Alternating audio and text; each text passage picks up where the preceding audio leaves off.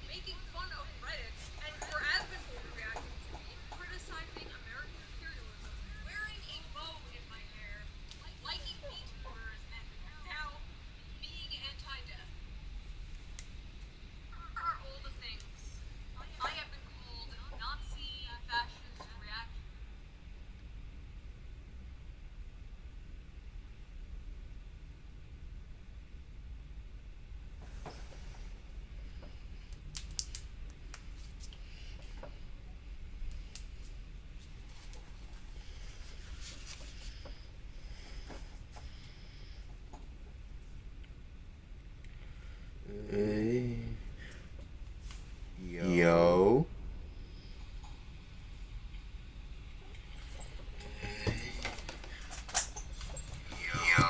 Let's go.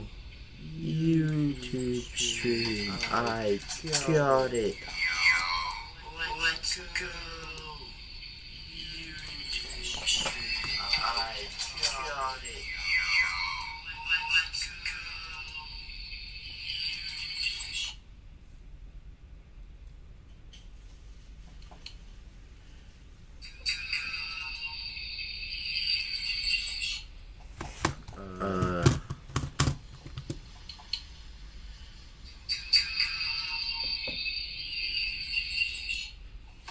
Okay.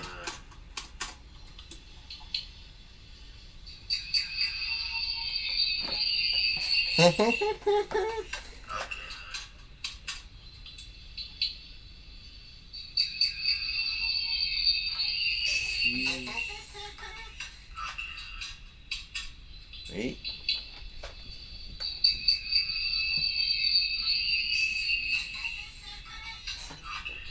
Maybe.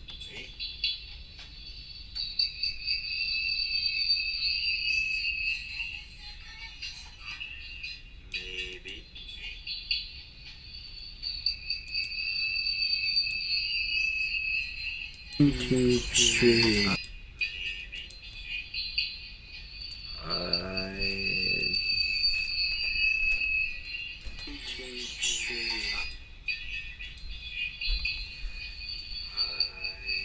Oh yeah, display captures off.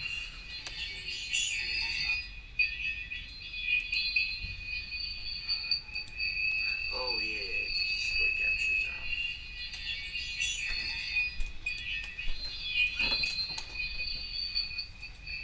Alrighty.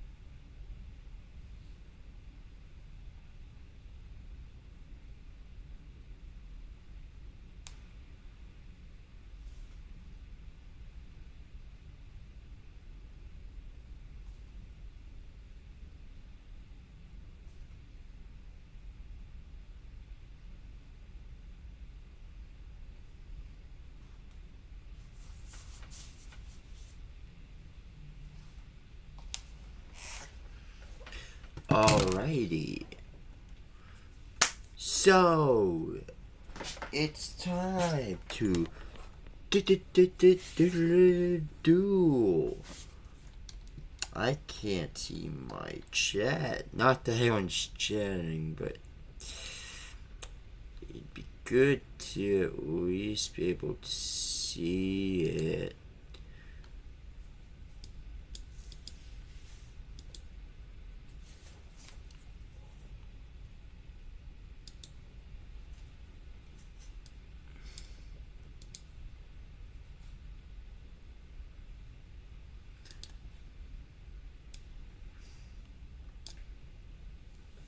Hey, bad. That's something I really don't want. Wait.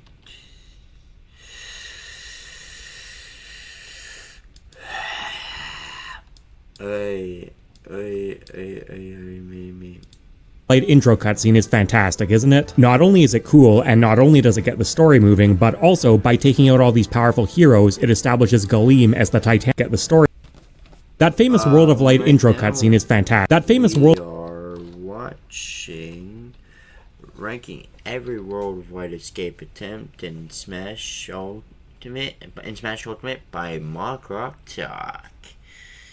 Alrighty, let's see how good this video is. I'm sure it's World of Light intro cutscene is fantastic, isn't it? Not only is it cool, and not only does it get the story moving, but also, by taking out all these powerful heroes, it establishes Galeem as the Titanic threat that any good villain should be. I don't know how to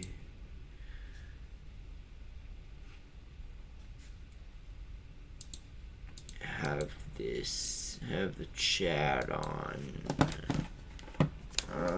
So I'll just look at try to look at chat.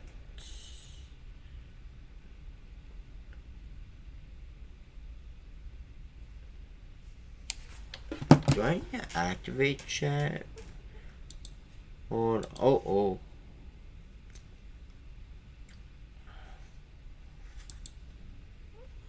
Luckily, it's still just me. And so now I can play around with this.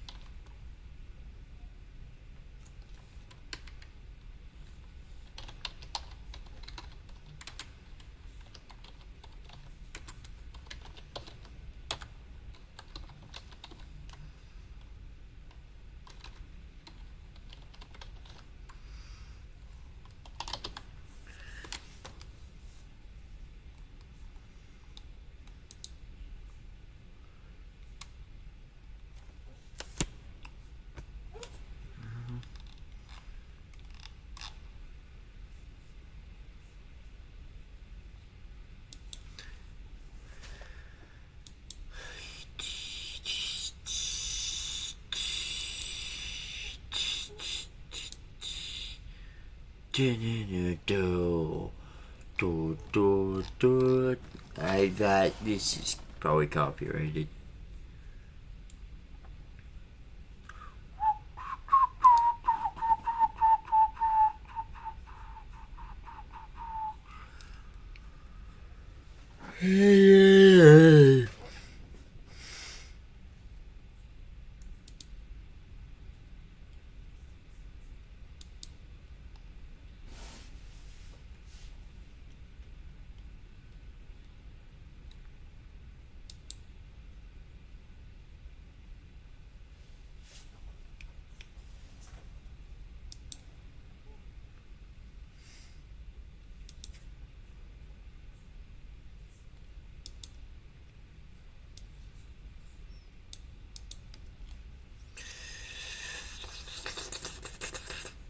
That's disgusting. Ay, ay, ay.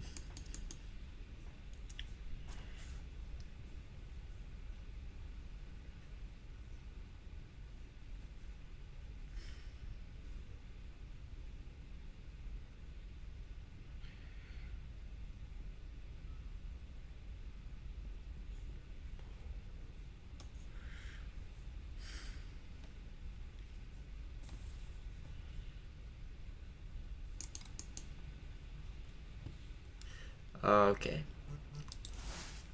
I see. I see how that works.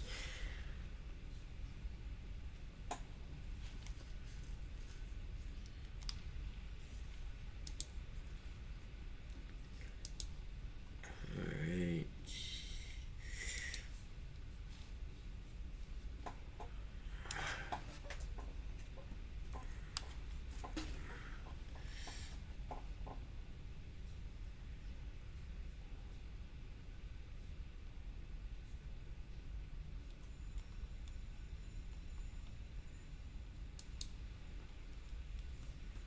I did this to very new.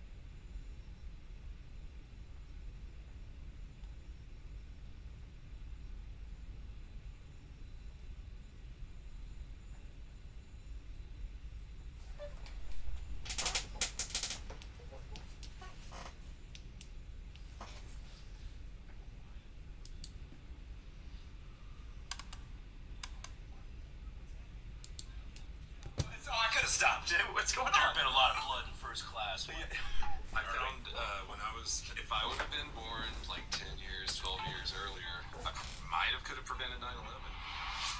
Because What are you, Mark Wahlberg? What's happening right now? Yeah, well, I could have stopped it. What's going There'd on? been a lot of blood in first class. I found when I was an avionic electronic technician in the Navy, I found a flaw in all civilian and military aircraft where they haven't accounted for buildings being built the past 25 years to avoid automatically in the navigation system. Like they do for terrain. Yeah, like they do it for terrain, but they haven't accounted for skyscrapers in the past like 30, fucking since skyscrapers have been built. Yeah.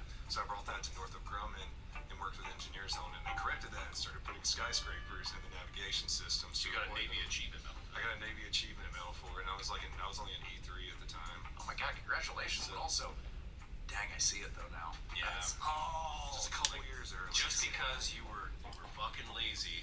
You were late. Were you during 9/11? 12? What a piece of shit. Can't believe you really just... I fucked that up, man. If I would have been born... Oh, wait, oi. Oh, it's fine.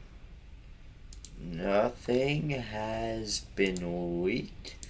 Nothing will be leaked. Watch, I said that stuff probably is going to get leaked.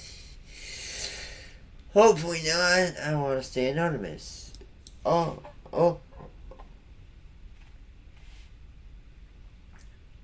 Yo to these new people.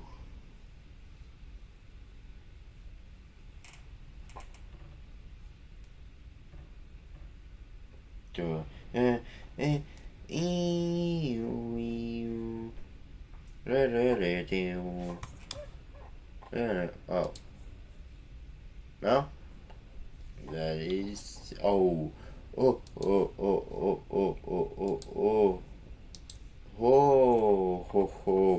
I'm Santa.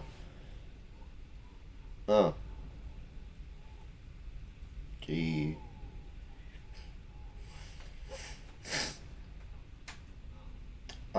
Here we go. Alright, so let's try this again. I'll be ranking every worldwide escape attempt in Smash Ultimate by Mock Rock Talk. Basically, I'm back. I know I didn't stream for a while because I could not record my voice, and I like recording my voice. So, yeah, basically, I got a new headset, and I'm streaming on YouTube because I fucking hate Twitch. It doesn't push my videos in the algorithm at all. YouTube probably won't either, but at least I get more of a chance. Like, well, not video streams, but like,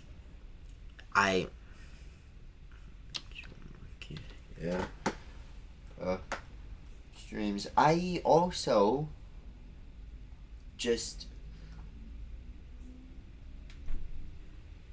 I'm not a political streamer. I don't plan on ever being a political streamer. If I do anything political, it'll probably just be like some Shonehead reaction stuff. Because I'm a VTuber, of course I plan on reacting to Shonehead. But like there's like there are a few content creators that every VTuber seems to be reacting to. Shonehead, Fat Electrician, more Pars. I'm gonna be reacting to all of them. Actually, I very well might. If I do any political stuff, it'll be Shonehead and Fat Electrician, and maybe Unsubscribed Podcast as clips. I don't know enough about guns, so I probably won't do any brand new stuff. I probably won't do anything from any of the Unsub boys except for Flat Electrician, but yeah. But yeah, I just don't like Twitch platforming. That's all I'm gonna say. Back to the video. I'll try to give my opinions, though if it's a tier, so in a tier list format, it's hard to give my own opinions, unless it's a tier list about, like, anime, manga, or video games, or just stuff like that, fiction. Well, I guess this is a video game tier list. You know what I mean? Like ranking something, whatever. For it to be truly threatening, though, it should be Gleam as that famous World of Light intro cutscene is fantastic, isn't it? Not only is it cool, and not only does it get the story moving, but also, by taking out all these powerful heroes, it establishes Gleam as the titanic threat that any good villain should be. For it to be truly threatening, though, it should be taking out those heroes when they're at their peak, and you know what? I think some of those escape attempts might have been a bit gift wrapped. So today what we're going to do is we're going to look through every character's canon appearances and check out just how good or bad their World of Light escape attempts actually were. Were they being stupid? Could they have gotten away? Should they have gotten away?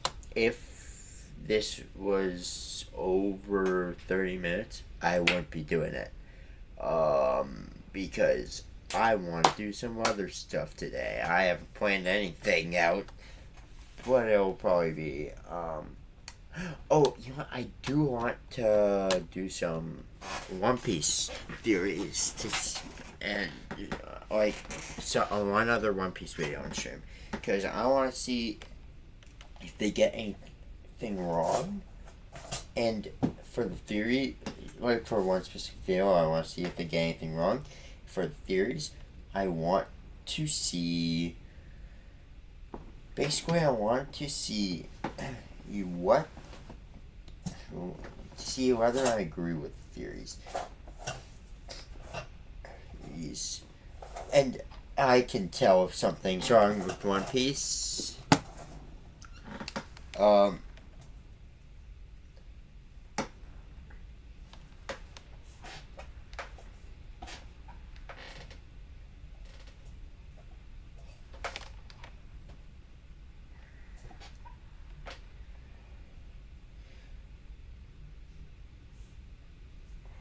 Like,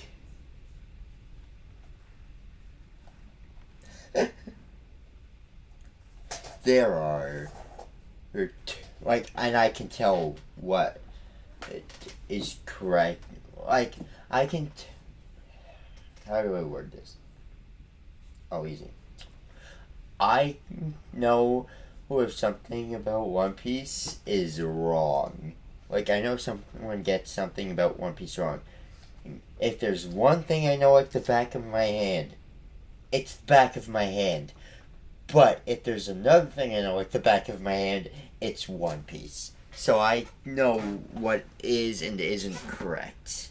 Most of the time. I can be wrong.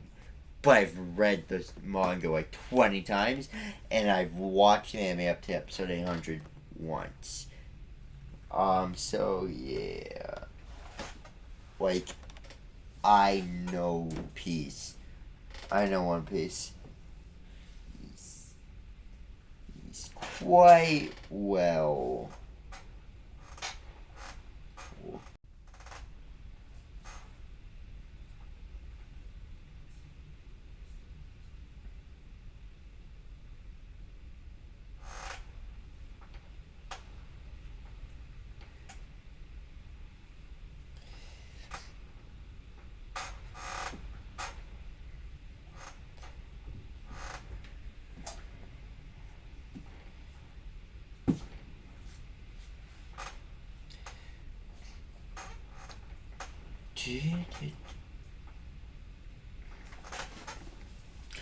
And, like, I can tell if someone gets something about One Piece wrong.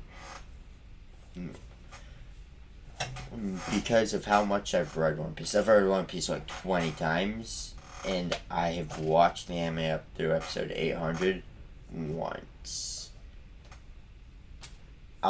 If there's one thing I know like the back of my hand, it's the back of my hand.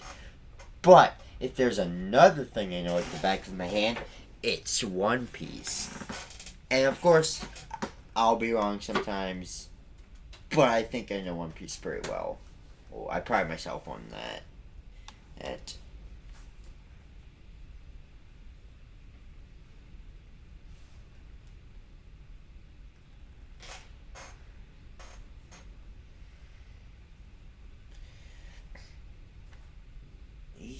Well.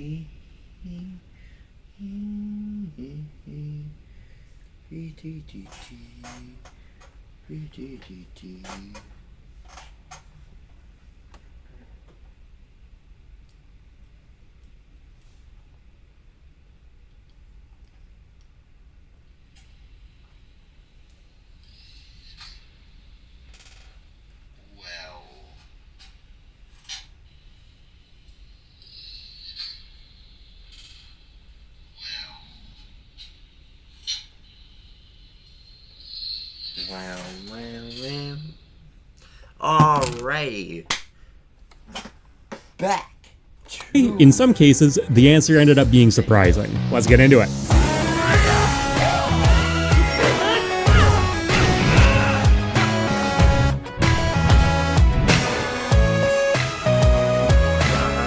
So I've got kind of a behind-the-scenes studio tour segment today because I've worked with a lot of companies over the years.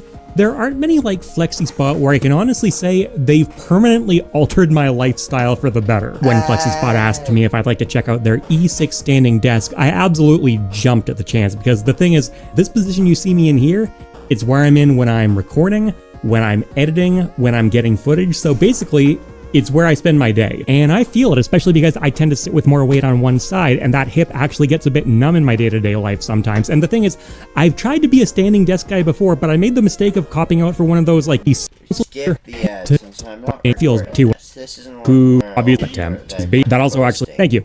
So the obvious ones first, we have Kirby, who made it. That also actually does make sense when you look at how warp stars are used in the Kirby games. Yes, Sakurai obviously picked his baby, but it's a good fit. We also have Sephiroth, of course, because escape attempt. And then all these characters that didn't make it on screen, because escape attempt. And then all these characters that didn't make it on screen because they're DLC or just doing something too boring. We see the entire squad on the cliff face and in game, so they definitely got wiped out. It's interesting to think about what they'd be doing to try and survive, right? Maybe Mario was caping? Did Incineroar try and tank the blast? Did Mr. Game & Watch pull his bucket out? Did Little Mac try and punch it? I don't know, it's a cool thought experiment. If you got any good ideas for characters, leave them in the comments. As for what we actually do get to see though, heading in, there's a lot of bravado, everyone's feeling pretty good about themselves. Then things start escalating, and the first one to see this is not about to go down well is Shulk.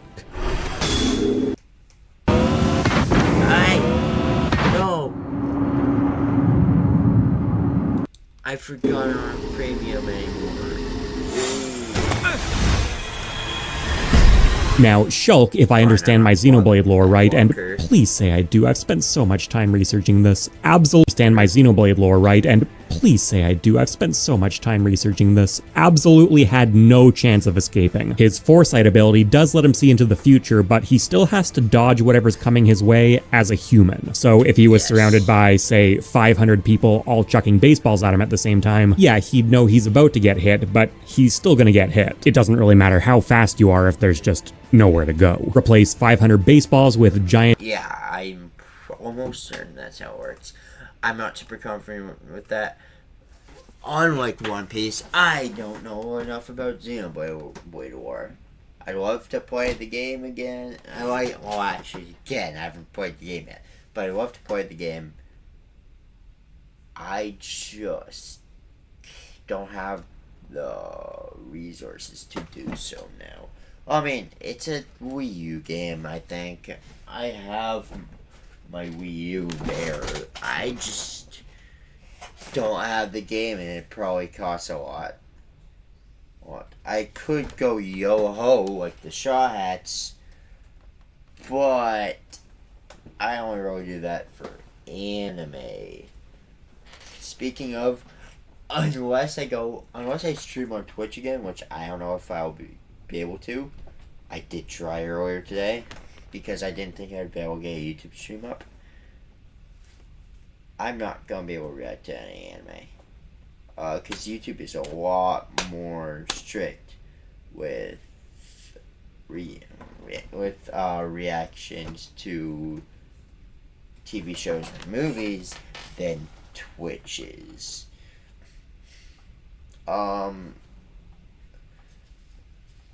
So, yeah, I don't know. evaporating beams of light, and I think you get the picture. He's screwed. And no, we are not considering the contractually obligated godlike state every light, and I think you get the picture. He's screwed. And no, we are not considering the contractually obligated godlike state every just to light, make and I think you get the picture. He's screwed. sure. And no, we are not considering the contractually obligated godlike state every Just to light, make and I think you get the picture. He's screwed. And no, we are not considering alrighty. the contractually obligated godlike state every just to make, and I think you get the picture. He's screwed. And no, we are not considering the contractually obligated godlike state every just to make, and I think you get the picture.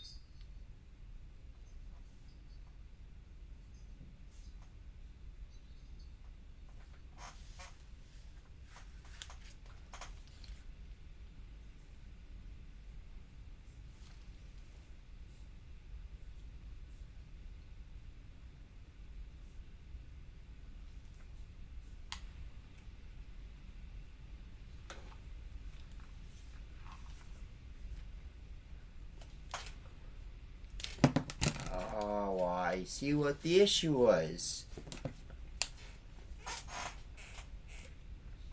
Yeah.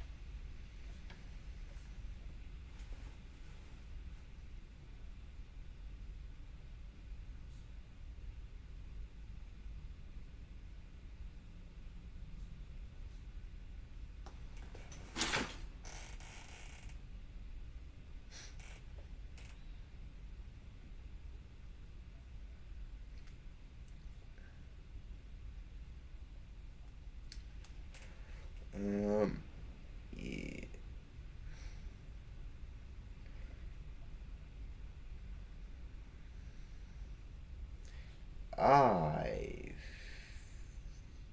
have fixed it.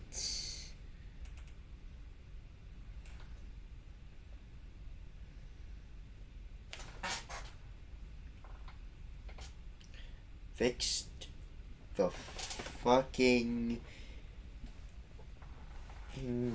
audio problem. Problem. Come watch. Retards. No. I'm joking though, I am posting this on Twitter, so not entirely inaccurate. Did that say 41 minutes? Have I haven't been streaming for 41 minutes already. JRPG protagonist has to ascend to at some point. He's clearly not there yet. That said, this dude had several seconds to say, "Oh my god, guys, we can't beat this, run away," and he just stands there gawking. And there are some instances. To be fair to Shulk, I feel like at this point, they understand. They've been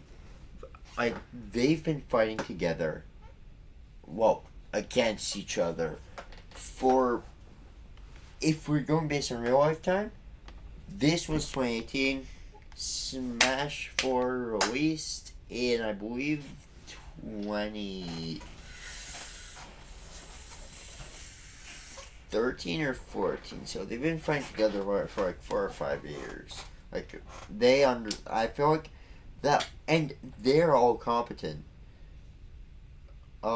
They're all pretty competent fighters, so I feel like that one look alone is enough for them to be like, "Oh shit, we're in trouble." Oh, I'm in the way of its webcam. Oh, no. Fixed.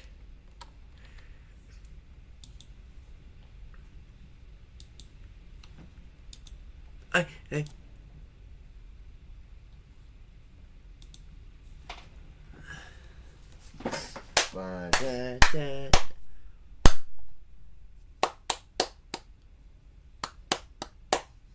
Instances where I think that actually potentially mattered. Shulk goes in Shulk tier all the way at the bottom. Unfortunately, we never get to see Shulk suffer the consequences of his own actions. He's vaporized off screen. The first. Though again, yeah, I feel like that look.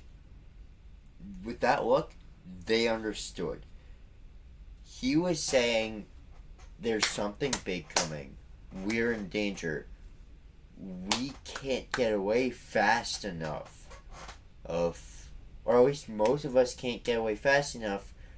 Try to deflect it or block it. And if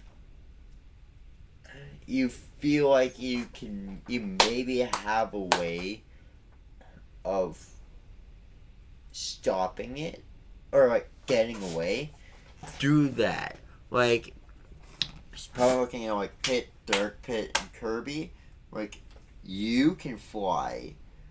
Fuck off. Like, you can fly. Fuck all the way off. Try to escape. That's just how I think this scene went. Like that. That's just my interpretation of the scene. You can interpret it differently, but this is my interpretation of this scene. Character who actually directly interacts with Galeem is Link. So this is the Breath of the Wild incarnation of Link, and like with many incarnations, he wields the Hylian shield. Now, this is not the strongest version of it that's ever existed in Zelda. You can actually break it if it takes enough force, but it's still by far the most durable shield, and you can see very clearly that it is actually tanking the hits well. The big problem here actually stems from Link himself. Now, this first blast that he takes, he's reasonably well braced against it, although he's still only using one hand. He could definitely have taken that better. And the reason here is because he wants to keep his sword hand free to slash at not even the beams. He just kind of slashes nothing. That's not great. Now, you can't really blame him for following his ancestral memory. Generally speaking, in Breath of the Wild, you're not slashing attacks back at enemies so much, but in some Zelda games, that's a huge thing. In Breath of the Wild, though, you rely on your shield, and Link should probably have followed the playbook a little closer this time. Because what happens after the slash? He's totally off balance. He takes this next hit here, and there's a bit of animation trickery, frankly. He shouldn't have even had that happen. This is not an animation review video. I have plenty of those if you want them. The implication is the same trickery or no trickery, though. He takes the second blast, but he's knocked completely off balance by it. I don't know enough about animation. I am a reviewer, critic. What I am proficient in is storytelling, character and story analysis and breakdown. That's what I'm proficient in. Like world building analysis. Just anything to do with fiction, like from a reviewing standpoint, that is not animation or art style or anything like that. I am proficient in because that's my wheelhouse. If I was proficient in like animation and art, I would not be using one of the default VTuber models in VTube Studios. I would be using a VTuber model I drew. Now, eventually I will get my own VTuber model. That just won't be for a while. It won't be until at the very fucking least, we fit like a decade down the road.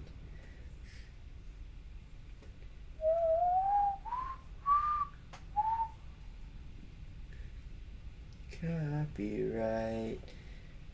Stop, you idiot. Where? Wow.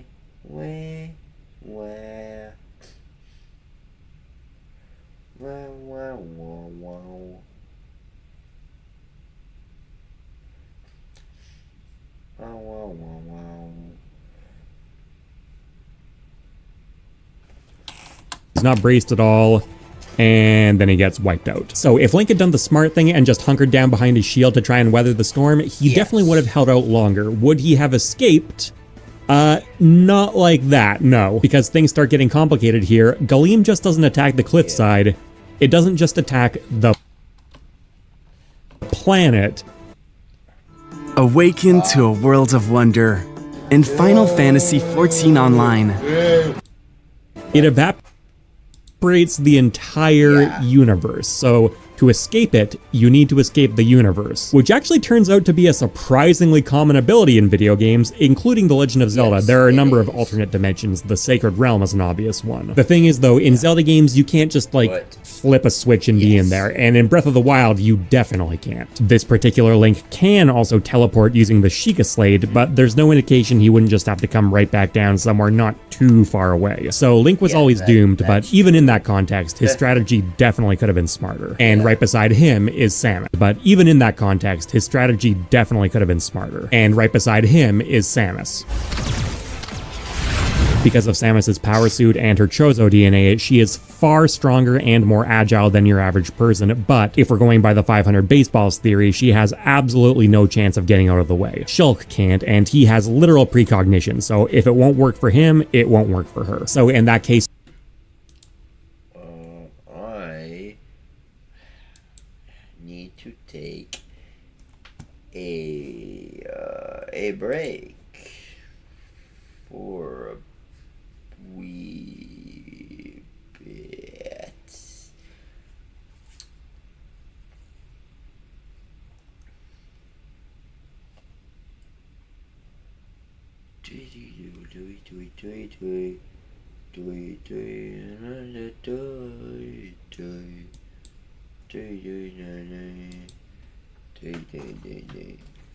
Alright, let's go. On the break, I need to check something.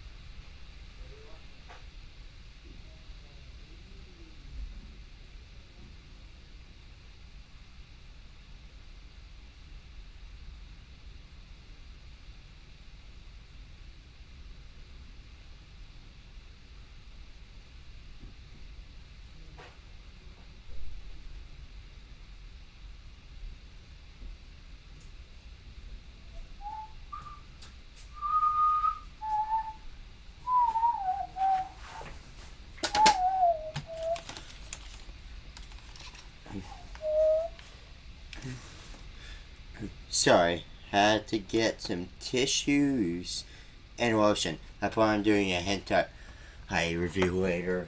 I plan on doing a hentai reaction review later. No, I'm joking. However, it would be really, really funny. It'd also be a good way to get myself fucking banned. And, which is not a good idea. But most were retarded, so retards do what we do.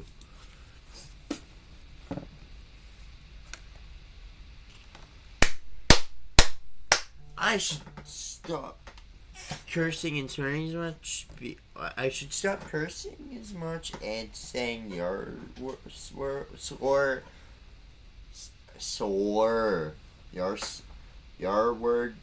much.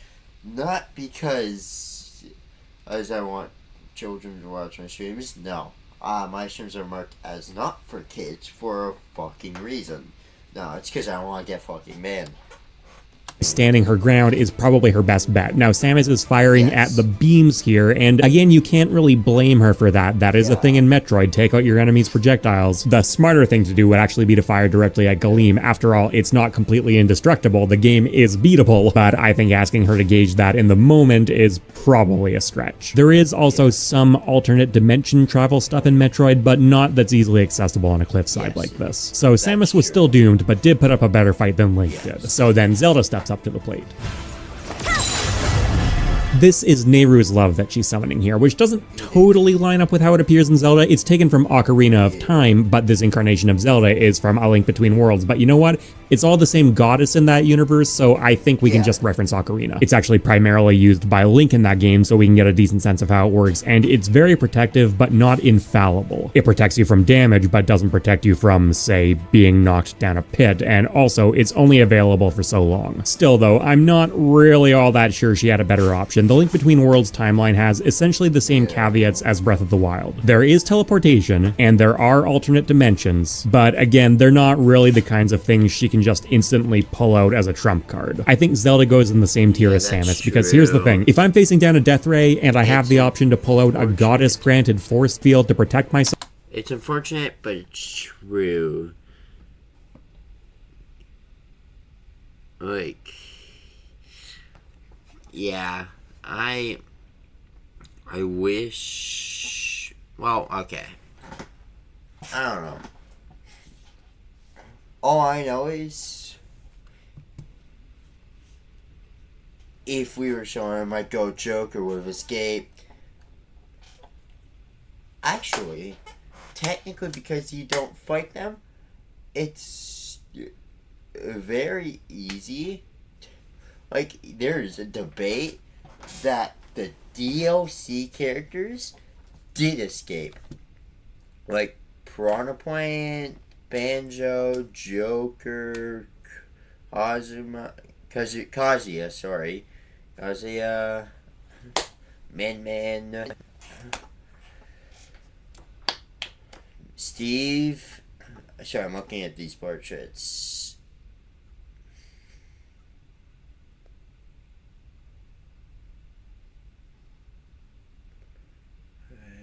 Hero.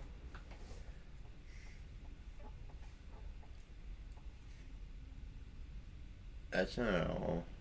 Pyramithra.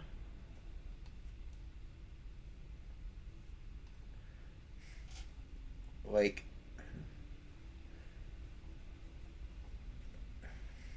there are more, but I'm not going to spend so much time worrying about that.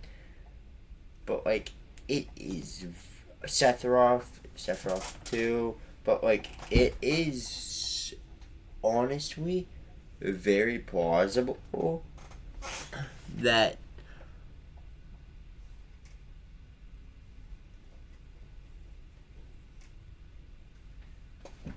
like, yeah, well, there's Sephiroth up here, but it is very, like, there's definitely an argument to be made that every DLC character escaped. Because And I know some of them appear spirits, like Min Min is a spirit, which kind of implies that she didn't escape, but still, since you don't fight them as fighters, you can definitely debate that they escaped.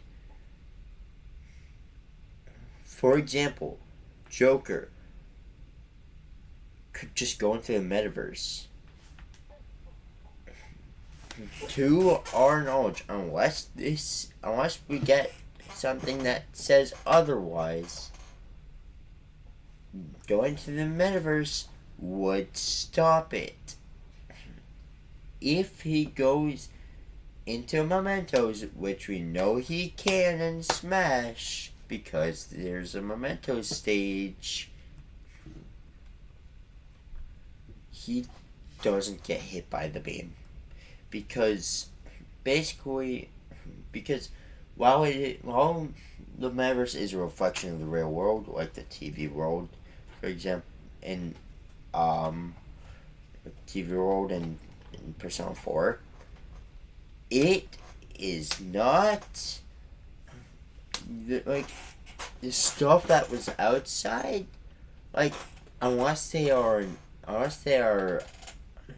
alive. And even then, like, plants aren't brought in. It has to be sentient beings.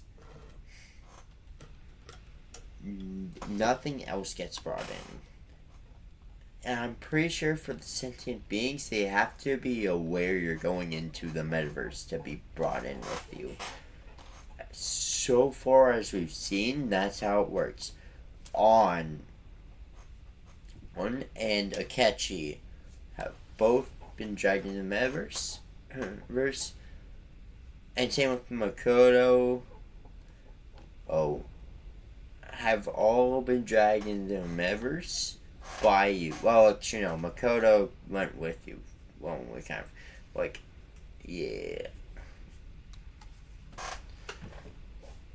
On and Akechi, we've seen them be dragged into the metaverse.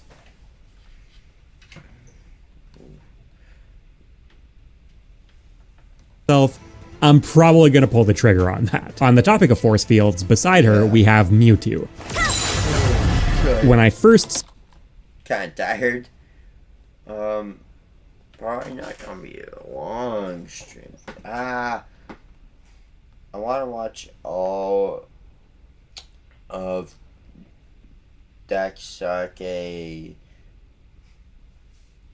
Shot vs. Blackbeard fights. I want to react to all of those since all of them except for the one for Carrying Devon is out. And it goes over every shot we know of now. When he comes out with his last one, I'm definitely reacting to that because I want to see who he puts about against Carrying Devon. Because I saw the thumbnails. I haven't watched the videos yet. I saw the thumbnails. And, it has to be Gonko, right? Gonko is my most wanted shot. She is the character that I most theorized will become the final shot. Because of multiple factors. Mainly, she's one of the few characters we know of who can do the most damage against a member of the Gorose, and I think the final shot has to be on Obaf right now, so I have enough time to get attached to them.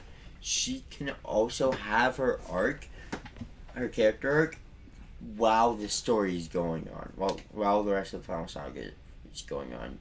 Loki would have to have it all happen in Elbaf, which would be kind of rushed. Every other Straw Hat had a big part of their arc in their introduction arc. Luffy had for example, Zoro had a big part of... No. Okay. Usopp in Surf Village, Nami in Orange Town, Sanji in Baratier, Chopper in Drum Kingdom, Robin in Alabasta, Frankie in Water 7, Vin and Nanny Zawabi, mainly Nanny Zawabi, Nanny Zawabi, Brooke in Throwerberg, and Jinbei in Marineford. Impel Down, he was interested in the last part of Impel Down. Basically, yeah. But their arcs kept going. Like, Nami's arc has kept going. She got a big part of her character arc in Wano, where when she stands up to Kaido. Saying, Luffy isn't fucking dead. She didn't say that exactly, but that's kind of what she said. Jinbei in Fishman Island giving in blood to Luffy. Also in Wano Whole Cake when he stood up to Big Mom for Luffy. Usopp, Dressrosa is a big thing. Water 7 and Izuabi. Post and Izuabi. Then we have also Thoroughbark. We have Nami, R1 Park. Oh, I said Nami, but yeah, R1 Park. Robin, War 7 and Izuabi. He's also Wano, Sanji, War 7 and Izuabi, Wano, Whole Cake. I could go on and on. I can't think of another arc that would give Loki a good way of saying, hey, this is more of my arc. Like, no. Whereas Gonko has a perfect excuse. We can get it when they fight the Gorosei. And as they keep going, like to Aftel. Like, and she has so much, any interesting in dynamics with the most crew members. Luffy, her Nika could turn into reverence. There being reverence of Luffy. She could revere Luffy. It would be so fun.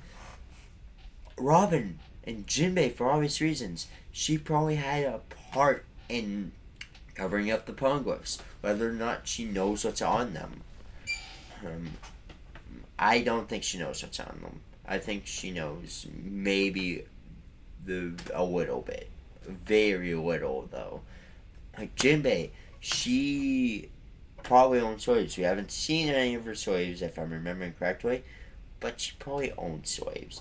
Or at least we've seen that she's willing to own slaves, as we see with Brooke and Elbaf.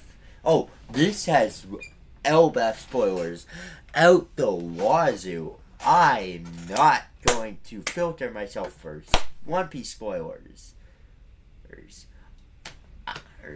I don't fucking care.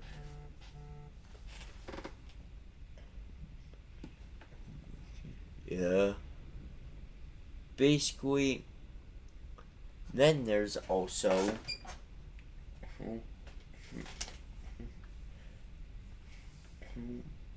Gunka. Oh, I've already said that. What am I fucking doing? Retard. But basically,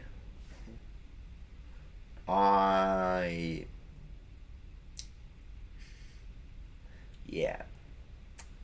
saw this trailer, I thought it was just using Confusion, its reflector move, which, you know, makes sense. But no, if you look at it, this is actually a proper force field, which isn't really something that he can do in Smash, but is very heavily inspired by the show. Now, it's not shocking that this didn't work. The force field is very powerful in Pokemon lore, but, you know, it's blocking stuff like Fire Blasts and Leaf Blades, and even then, Mewtwo is a very long way from invincible. There were definitely some better options Mewtwo could have used here if, I don't know, Shulk had turned around and said, hey, Mewtwo, you can't block this. Because Mewtwo is, first off, just extraordinarily fast. I know when Smash Bracket did their Mewtwo vs. Sephiroth video, they estimated his speed at over 1,000 miles per hour, but in any case, you can just look at any appearance of his and go, yeah, he's fast. So if Mewtwo had decided to book it instead, he would have made it a lot further, but ultimately, I think his fate would have been the same. The thing is, he is shown going to the edge of space, but it's also treated as a hostile environment for him. He certainly can't flee throughout the cosmos or anything like that. So that's already enough to put him down in this tier alongside Link, but there's actually more to it. Remember, to escape Galeem, you need to be able to escape the universe, and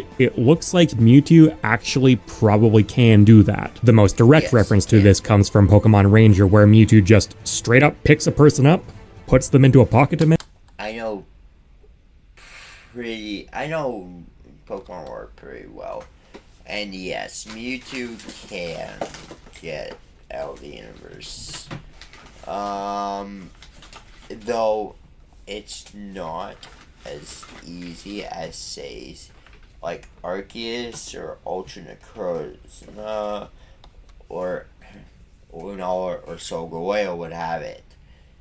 They have it a lot, or like Giratina, they have a lot easier of a time than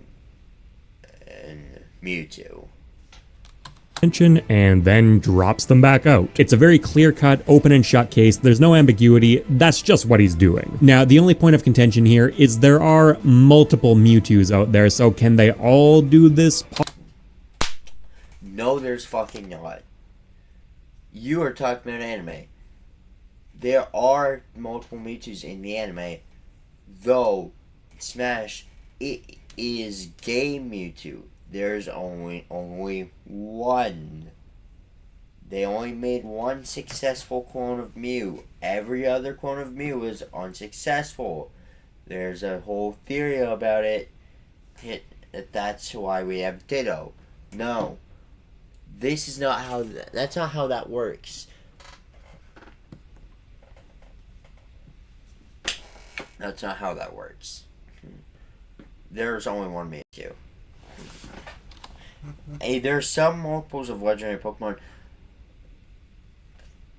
MJ TV has great video about kind of cutting down the legendary roster of legendary Pokemon by some criteria, and he goes over one of them being if there's multiple, he does it well. Like he's very thorough.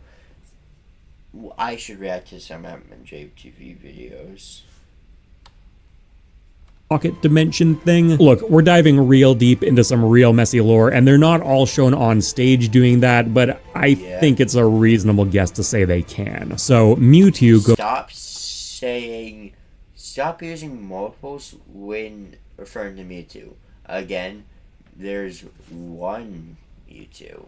Goes into the could have escaped tier. In fact, I'd go as far as to say Mewtwo might have been able to help everyone escape if, I don't know, Shulk. After that, we have the infamous Sonic Pikachu. Again, that one look was probably enough for Shulk. Well, for them to realize Shulk was being like, hey.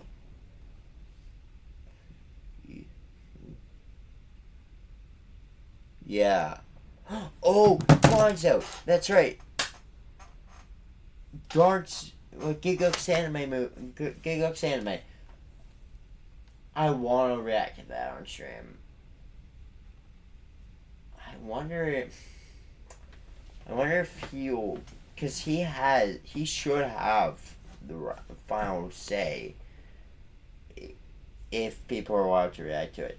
I hope he allows reactions. I haven't seen anyone get in trouble for reacting to his videos, though his anime might be a different story.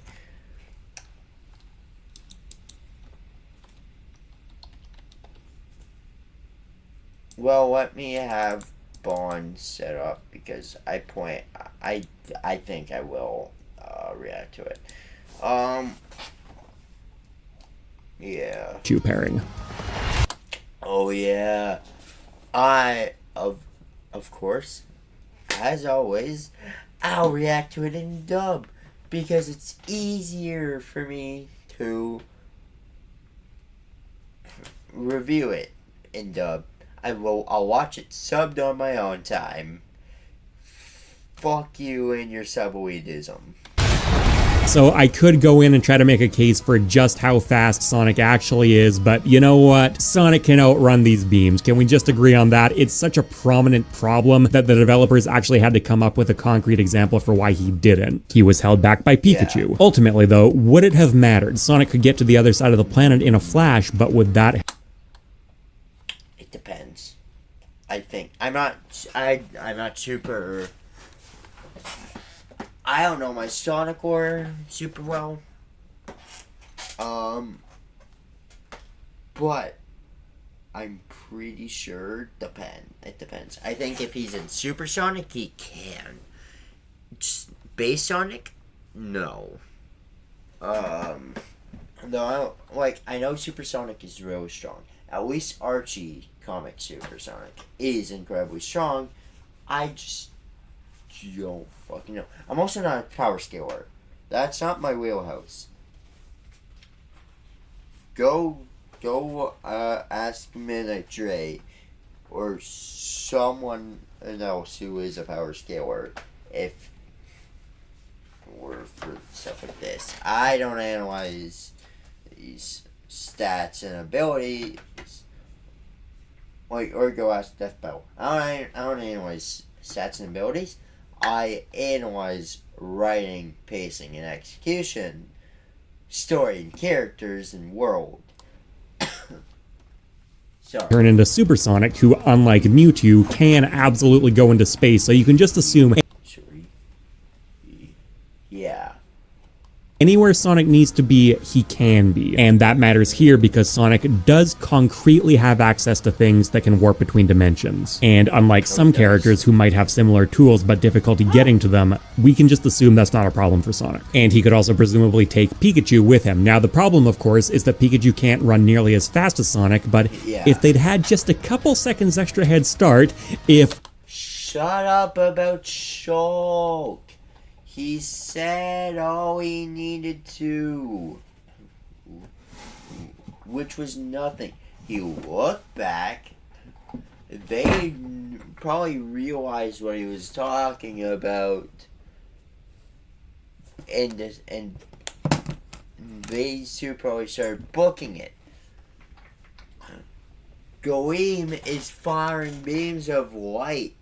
They're going at the speed of light, which is faster than light speed. Speed of lightning. Light speed is faster than the speed of lightning. Which, if you can debate Pikachu is anything, it's as fast as lightning, if that. No. Sonic is fast enough to outrun it. The fucking issue is Pikachu couldn't outrun it, and Sonic was trying to help Pikachu. For example, but also, Pikachu's not No, it is funny. It's funny, but oh shit.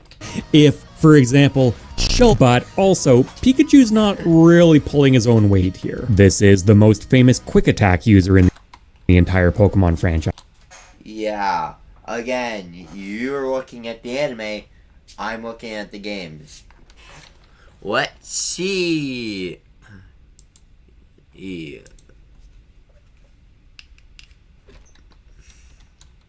Pikachu. Pokemon. DB.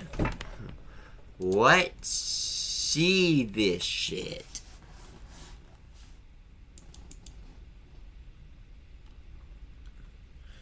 Base 90 speed.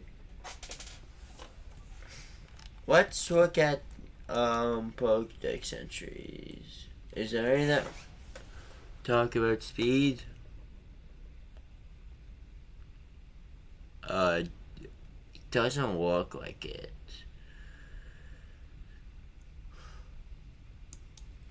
Yeah.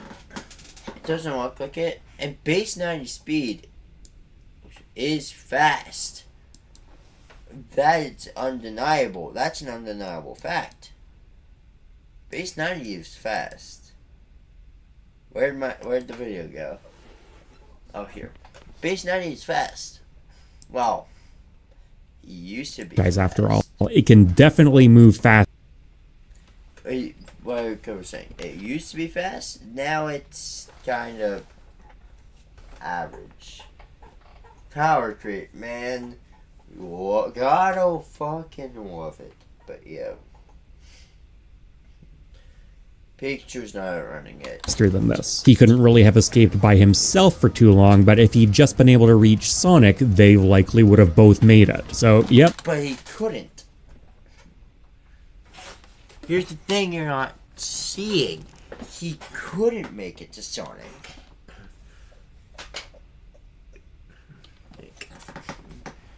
He literally couldn't. Sonic would have had to slow down. And he didn't. He wouldn't want to do that.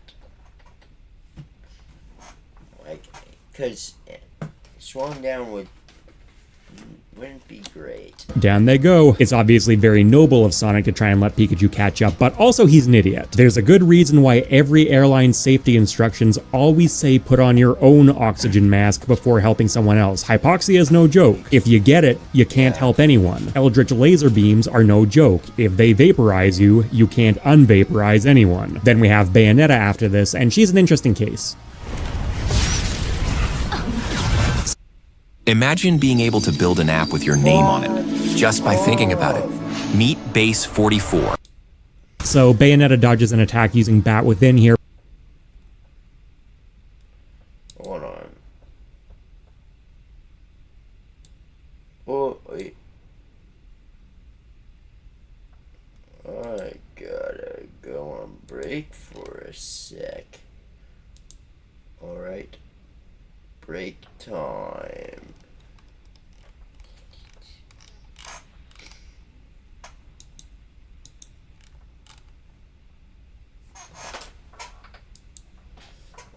Let me play some music.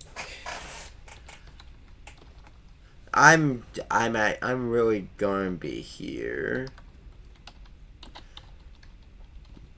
but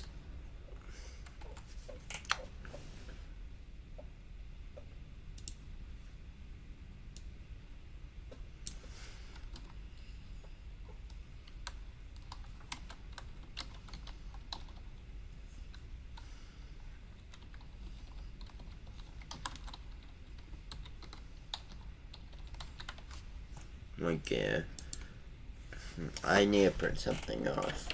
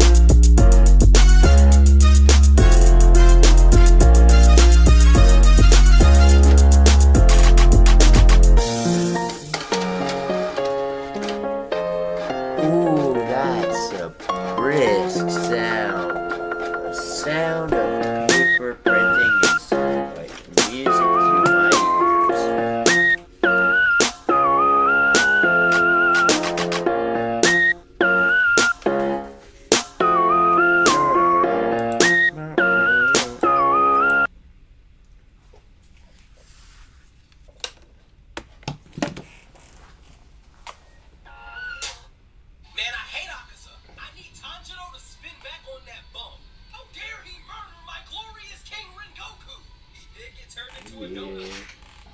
Yeah. Ever say nothing out your mouth like that again? Dang, bro, that wasn't even that deep.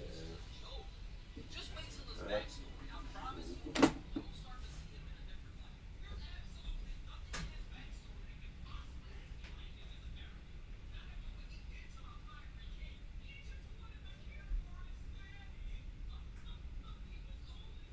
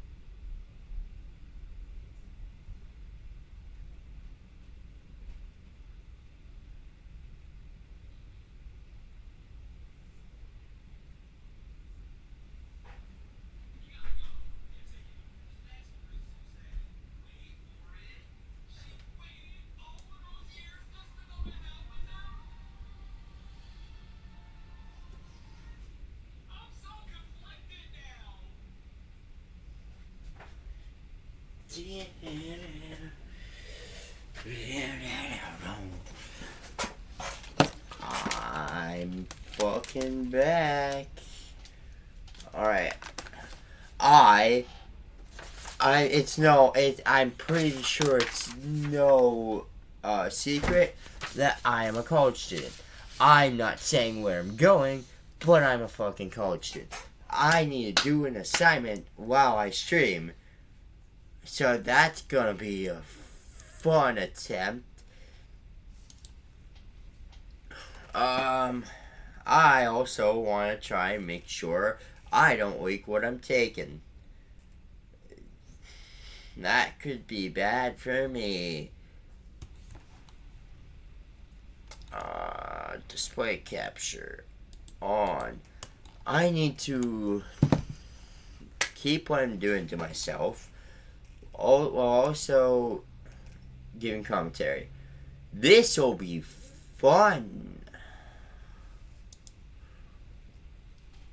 Only 1 second for now. But not which time on top of that, which is kind of strange, especially because in Bayonetta 2 specifically, essentially every time you trigger Bat Within, you also go into Witch Time. What exactly Witch Time does in Bayonetta is left a little nebulous, but from what I could track down, it's less of a literal time stop and I have not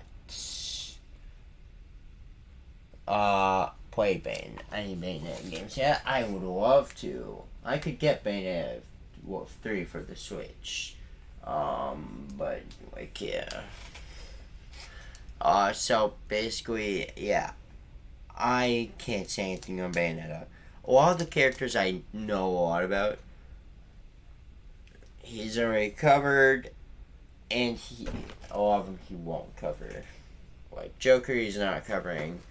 A lot of the Pokemon he's not covering. The Pokemon, the other, like, I think there's what's left Pokemon Trainer and any Mario characters who he covers. and more of, for a moment, being able to perceive everything instantly and move very quickly. So we have the 500 baseballs thing going on again, but in this case, it's for a character who can move way faster than what's being thrown at her and can literally split her body into tiny pieces and reassemble it. So I think she could actually get out of the way. And again, the main way to trigger it is by dodging attacks using Bat Within. So it feels very strange that she's not going into it right here. You could make the case that maybe she is anyway and we just don't see it, but there's a distinctive particle effect, so I think the implication is no, she's not for some reason, which feels like a very nerfed version of the character. I think Bayonetta portrayed accurately as opposed to just getting her out of the way to tell the story, which, yes, I'm aware is what's actually happening with a lot of these. Could survive a... Oh. Fuck me. Bless me. Bless you.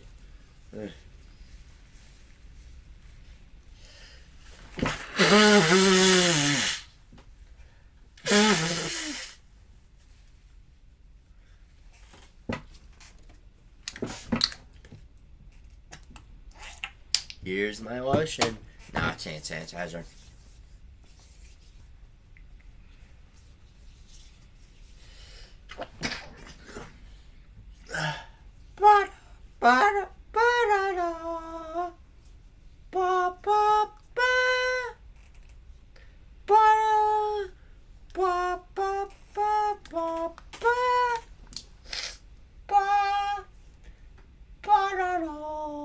A lot longer, but the real question is, could she actually escape? And it's tricky with her. The world of Bayonetta is absolutely loaded with multiversal stuff and, you know, alternate dimensions. She's been to Paradiso, she's been to Inferno, but I don't think she can just phase between worlds on a whim like that. Rodon, though, I believe can. He's confirmed to be able to freely travel back and forth between Inferno, and he can also summon portals that take you to the gates of hell. And again, it is a bit ambiguous exactly what that place is in Bayonetta, but it's pretty strongly implied to be more than just a bar. It could be part of Inferno or its own pocket dimension. In Dante's Inferno, the gates of hell is the place in between. And putting all of that together, I do think it's reasonable to say that unnerfed canon Bayonetta could have gotten away from the initial blast using Bat Within and Witch Time, and then escaped into one of Rodon's portals. Yeah, that's good enough for me. She should have made it. Then we get to Pokemon Trainer and Bowser. Rodon's portals. Yeah, that's good enough for me. She should have made it. Then we get to Pokemon Trainer and Bowser. This is cute. It was never going to work, but it's cute. I do think Bayonetta could have made it. That's the first one in that tier I agree with, except for maybe Mewtwo. Mewtwo, I think, could have possibly escaped, though Bayonetta should have escaped, I think.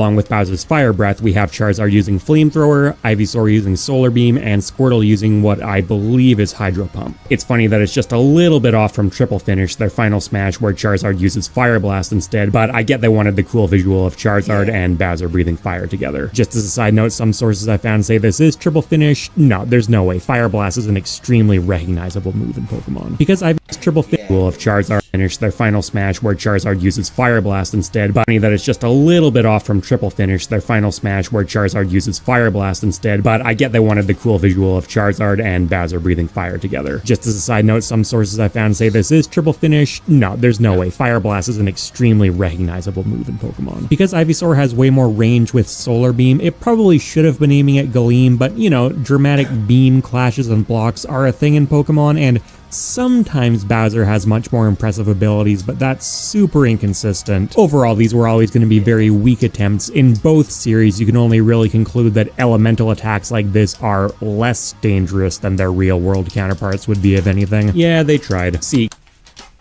Pen ASMR. Oh, that's brisk. Alright, back to the Captain video. Falcon knows what's up. Running away is definitely the smart play here. The problem is that on top of needing a few more seconds, the Blue Falcon is fast, it's very fast, but it's still in the somewhat believable realm of fast, and what's he gonna do, drive off the planet? He was always doomed, but he had the right idea. Next up is Lucario.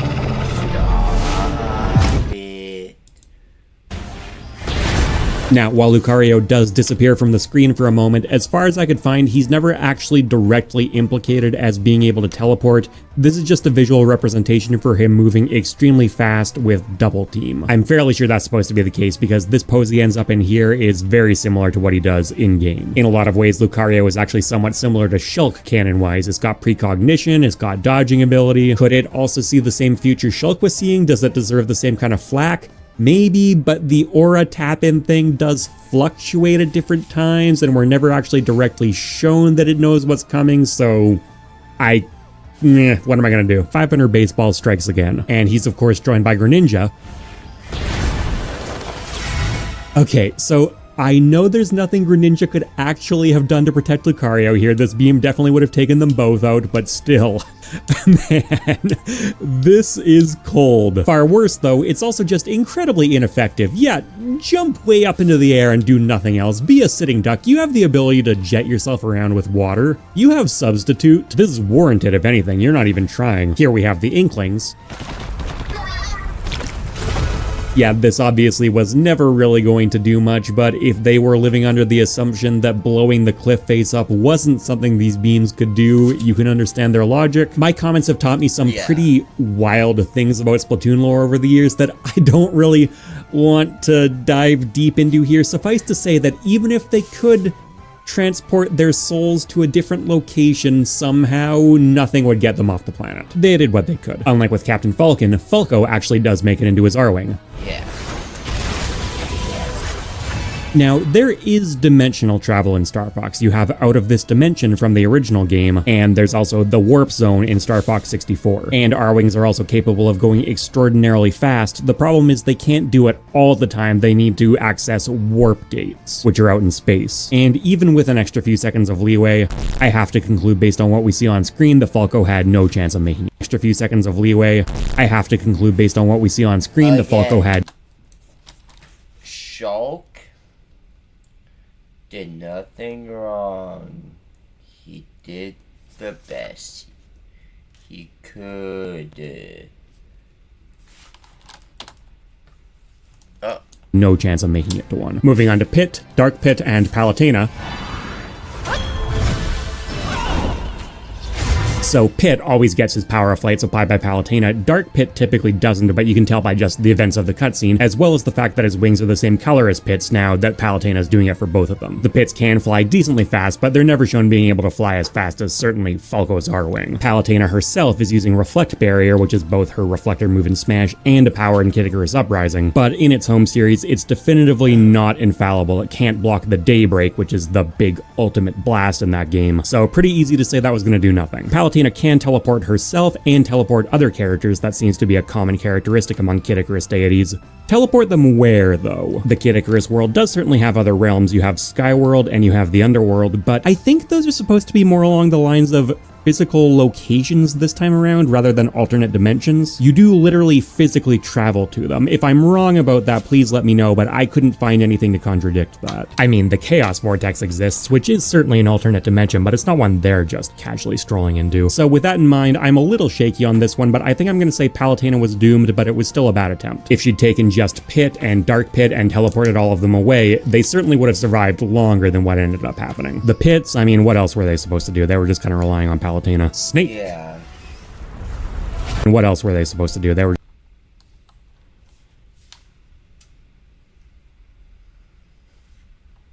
just kind of relying on Palutena. Snake.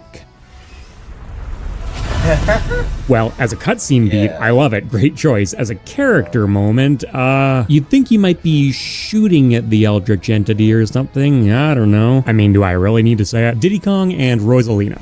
Entity or something? I don't know. I mean, do I really need to say it? Diddy Kong and Rosalina.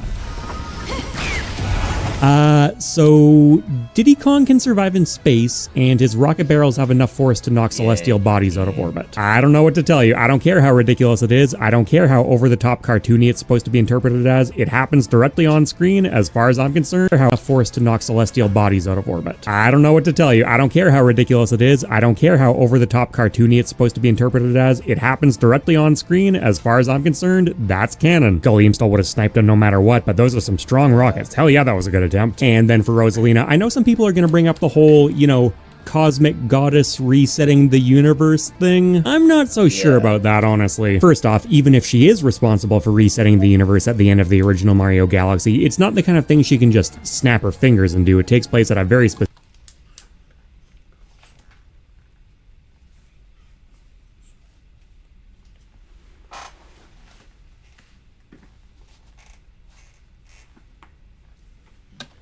event, and her being responsible for that at all is also kind of up in the air. It's described as part of a natural cycle too. She gets big and she protects Mario and the gang, but exactly how powerful she is in Mario is left pretty open. She should certainly be able to survive in space if she made it there, I'll give her that. But personally, I don't really get the vibe that she could have done much more in this situation. So she goes alongside Diddy. You could also argue she's being held back by protecting Luma here. I'm pretty sure that's what's supposed to be happening, in which case you would have the airline principal again. But yeah, I think they were doomed. And then we're down to our final three before Kirby takes off. So if you've been sitting here wondering what the hell the point of this video is, A, there's not really one, and B, it was partially inspired by an interesting short I saw from PK Beats. He mentioned because her up smash is invincible, there's a slim chance that her World of Light cutscene appearance is a reference to that. She's trying to make herself invincible. He then concludes by establishing that's probably nonsense, and yep, you know what though? Congrats on finding inner peace during the apocalypse. As for Duck Hunt, I know the dog's not doing much, but the duck is trying to lift him into the air. That's obviously not a thing in Duck Hunt, they never even kind of interact like that, but we can accept the Smash interpretation. In which case, yep, trying to get off the cliff was in fact the smartest choice they could have made. Which just leaves us with Villager, and I'll play it again. Okay, buddy. And there you have it, the World of Light escape attempt tier list. Now, when Sakurai was storyboarding this out, do I blame him for not having every character use 100% of their canon strength at all times? No, not at all. This cutscene still kicks ass, and while there are a couple characters, particularly I would say Bayonetta, where I wish they were treated a little more fairly, it does very little to diminish exactly how much ass it kicks. Galeem was always gonna win anyways, and while power scaling talk like this can be fun, Stan Lee has a great quote about where exactly you draw the line on it. The person who'd win in a fight is the person that the scriptwriter wants to win. And that'll do it for today. Thanks for watching, everyone, and let me know your thoughts. I always do my research for this kind of video, but if there's anything I got super wrong, let me know and I'll make a pinned comment. Likes and comments help grow videos on YouTube, so if you think it's warranted, appreciate it. You can check out more videos both here and on Mock Rock, and patrons and members get cool perks like early videos and Discord. Later, people. We're in a war. You wanna fight or you wanna win?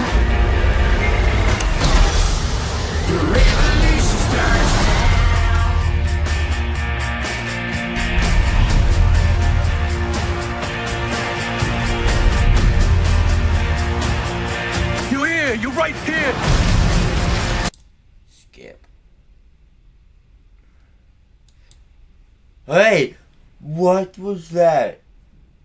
Welcome to Well, Anime start Music now. Quiz, but it's stupid and dumb. Why won't you invite us to something like smart you. and not dumb? Here is the board, Tyler. We'll do Shonen This video Trash, is- $10.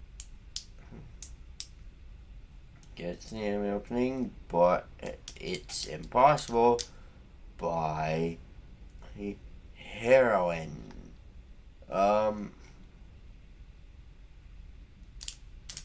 Basically, I'm going to watch this while I do the rest of my assignment. Yes. All right, Shonen Trash $10, starting simple. Whoa. Chainsaw Man. That's correct, Tyler. Holy shit, that's huge. Wait, I'm putting both headphones in for this one. Yeah, you do need, wear like 3 headphones. Fire. All right, give me Kawaii Ulu for 40. Kawaii Uwu for 40. Okay. Oh my god, I know this. Is the order a rabbit? That is correct. Wow. Oh my you're gosh. Off to a strong start. Zarky, Let's do the 50,000 question marks for 20. 50,000 question marks for 20. I know Is this. I know this. Is that You know Brett it's Hilder? okay. It is Brynhilder in the darkness. Let's go. Let's go. It's so bad. It's destroyed my ears every time. It puts my soul at peace. Can you play it again really quick? Yeah, sure. No.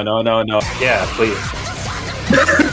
There you go. Cypher. All right, let's get something wrong. Let's go with the. It's so bad. It's destroyed Brynhilder. my ears every time. Yeah, please. Let's go with the specifically 3 question marks for 40. 3 question marks for 40. With a money back guarantee. Oh, shit. Holy shit. I know it as well. But I just had a flashback, man. I went back like 15 years. Kirby, That's what I man. think it is. It's Kirby. Kirby. It is Kirby. It's like, there's no way it's Kirby. That's a good Like Kirby the one image. dub It's opening a- I know. It's a great How can I song help too. you, King DDD. Exactly. That's a great Kirby image, I have to say. Yeah. Thank you. Everyone's winning. We did it. Yeah, it was easy. Uh, All right, Tyler. Shonen Trash 40. Shonen Trash 40. All right.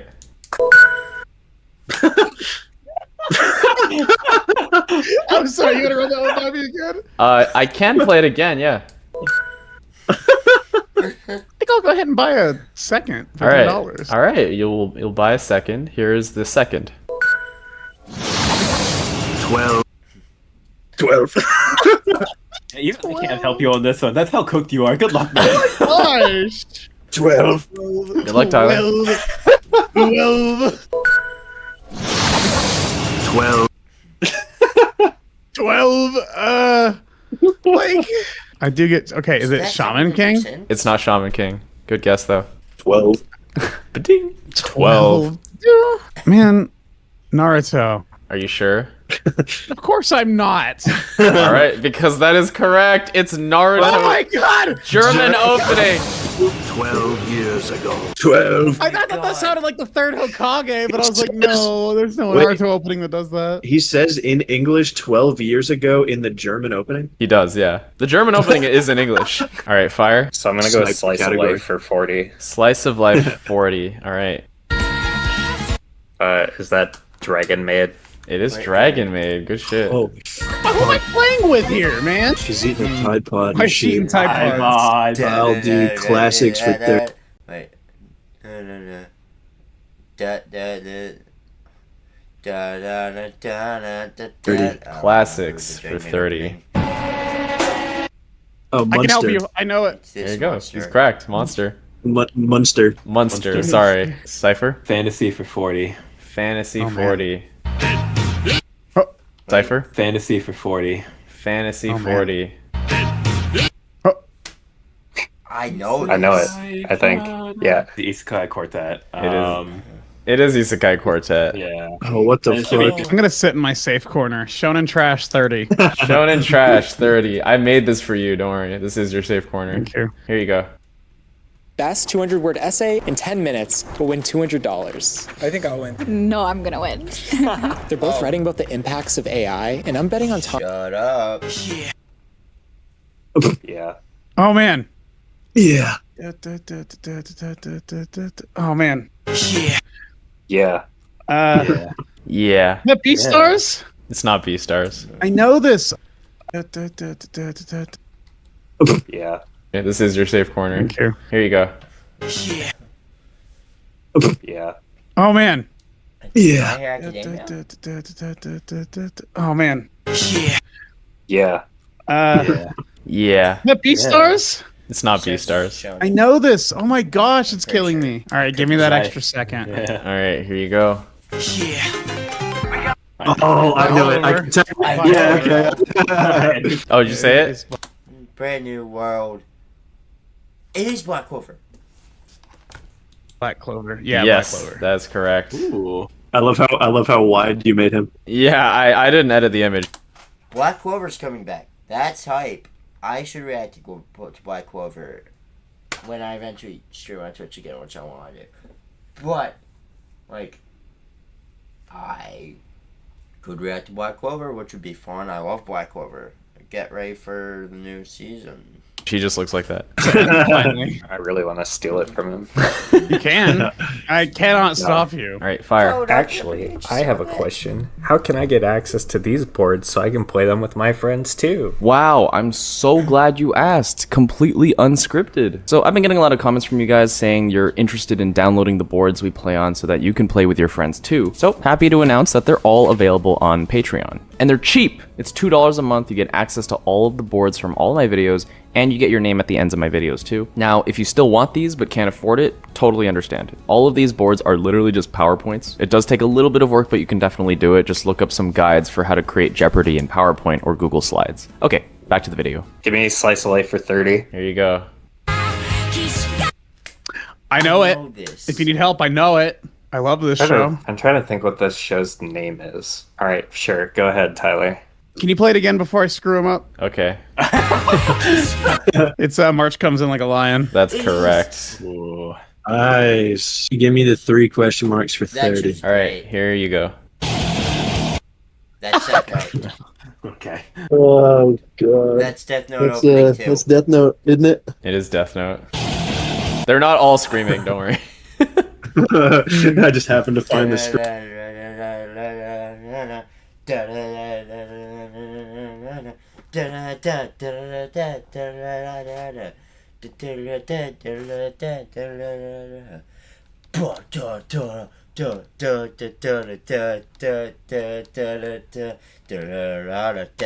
Screaming one. Yeah, you did. Let's go specifically 14 question marks for 40. 14 question marks for 40. Is it actually 14? Oh. It is 14. What the fuck's wrong with you? Shit. Wait, we might have done it. Play it again. Buy a second. That's double hard for sure. All right, Cypher's buying a second. Whoa. Ooh. I don't think I can help. I don't think I've heard this one in my life, I'll be honest. Damn. Beelzebub? Nope. I think I'm cooked. It's not shonen, I don't think. Yeah, I'm cooked. Are you give it up? Yeah, I All right. don't know what. Does anyone want to randomly guess it for no points? Double hard. Is it Gintama? No, and no. Is it Beyblade? It's not Beyblade either. It is Rock Lee and his ninja pals. Oh, the ninja pals. That is a giga hard. You took a bullet for all of us right there. Yeah, I took a bullet for the team there. That was the unluckiest pull in the whole thing, I think. Yeah, except maybe Naruto German opening. That was also bad. Yeah.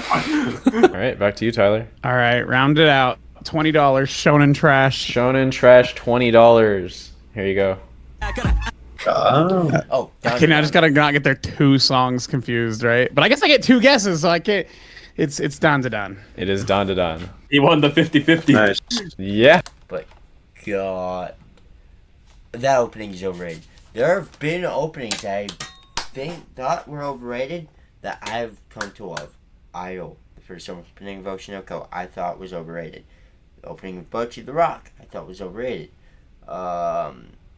To a lesser extent, the Licorice Rico opening, I thought was overrated. Those, like, the second match opening, I thought was overrated. These are openings I thought were overrated. Excuse me, but came to love. Same with, but like, every JJK opening except for the first one and the Dawn opening, I think are overrated. What the hell? No. Go back. What? No. What the hell? What's wrong? What the hell? Yeah, it's Dan to Dan. That's the most. That's more normal than what I've seen in the actual manga. That's true. Honestly. Yeah, this is way more tame than the actual, like, the real thing. All right, give me Kawaii Uu for 30. Kawaii Uu for 30. Yeah, it is.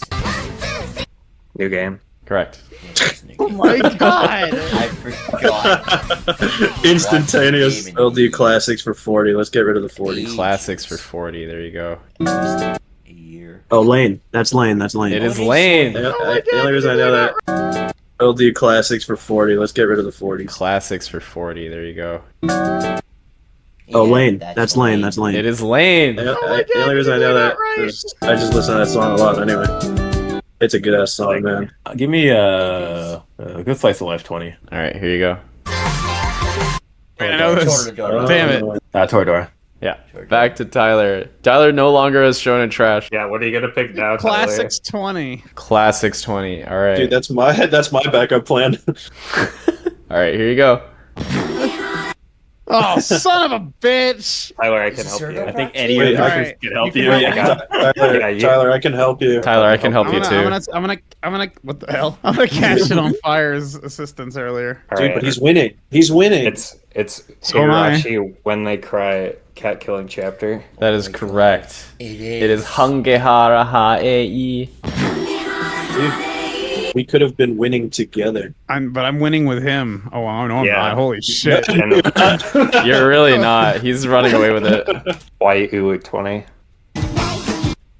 Wait. I knew it was gonna be here. I knew it was gonna be here.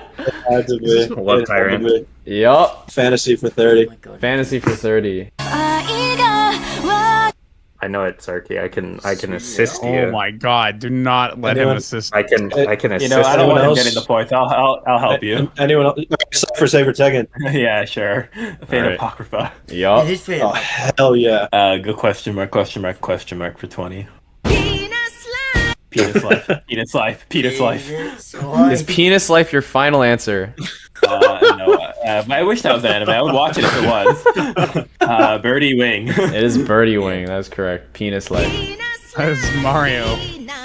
No, that's the anime Birdie Wing. Okay. That was a fun show. I want to What do am I talking classics about? at $10, and the answer is One Piece or Naruto or Dragon Ball.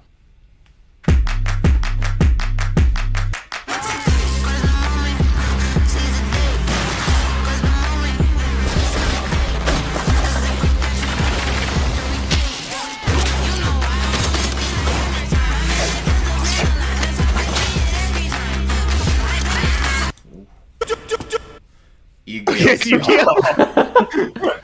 Yeah. How many times did he say it, Tyler? 11. That's correct. It is 11 times also. Give me Kwai Uu for 10. Madoka. Madoka That's Magica. correct. In Kawaii Uru, Madoka in Kawaii Uru is insane. Dude, fantasy for 20. Here you go. What? Fuck. Wait, Cypher, I need you for this. You need to play it again. Alright, here's again. Yeah, I can help you. Alright, yeah, Cypher, get in there. Made in Abyss. Correct. Yes. Oh my god. As even as possible. We're running it back with the 14 question mark. I want to lose some more money. 14 question marks for 10. Listen very carefully. I'm gonna take a shot at the dark mouse. It is mouse. Can you play the... I also have this thing that I wanted to show off. Of course you do. Look at her go. That's a great flip. Look at her go. Tyler. Yeah. Yeah. Triple question mark. Triple question mark. For $10. For $10. Here you go.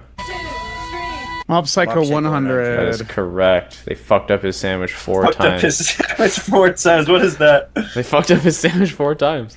You had a bad day, man. Alright, fire. Alright, I'm gonna go with my same gag I've done every video. Let's go with Final Not Jeopardy. Okay. Alright, let's go Slice of Life for 10. Slice of Life for 10. Kaguya-sama, Love is War. That is correct. Shout out to the Chica dance guy. Is he still doing it? He hit day 2000 recently. He's still doing it, yeah. He didn't have a girlfriend yet? Maybe he has Don't one. help He this just, man out, man. maybe he did get one and he's just doing it anyway. I'm gonna have to go with Fantasy 10 for this one. Okay, Fantasy 10. Here you go. You want to split it, Cypher? Yeah, I want to die. ReZero. That is correct. I died. Yes. Yes. There you go. Nobody asked Zarky for help. No.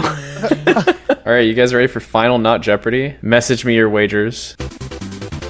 Okay, everyone wagered 200 except for Zarky. Oh yeah, I'm not calculating my amount of money. I'm not doing that while I'm doing my assignment. Who wagered everything: my house, my car, my wife, my children. Pretty big investment for the future, man. Yeah, which is like I think that basically comes out to 200 anyway. So there are 3 songs here. They are not normal. I've fucked them up in some way. God. You have to get 2 out of the 3 right to win. I'm gonna play all 3 of them and explain what's wrong with them. And you guys just message me number 1, number 2, number 3 your guesses. It's 3 more German Naruto openings. It's not 3 more German Naruto openings. Here is number 1. This one is reversed. Okay. Here's number 2. It is not fucked up, but I sang it, and I sang it badly on purpose. Yumede takaku tonda. All right. I know. Yeah, that's impossible. You have a beautiful voice. Thank you. And number 3, there is a lawnmower over the song.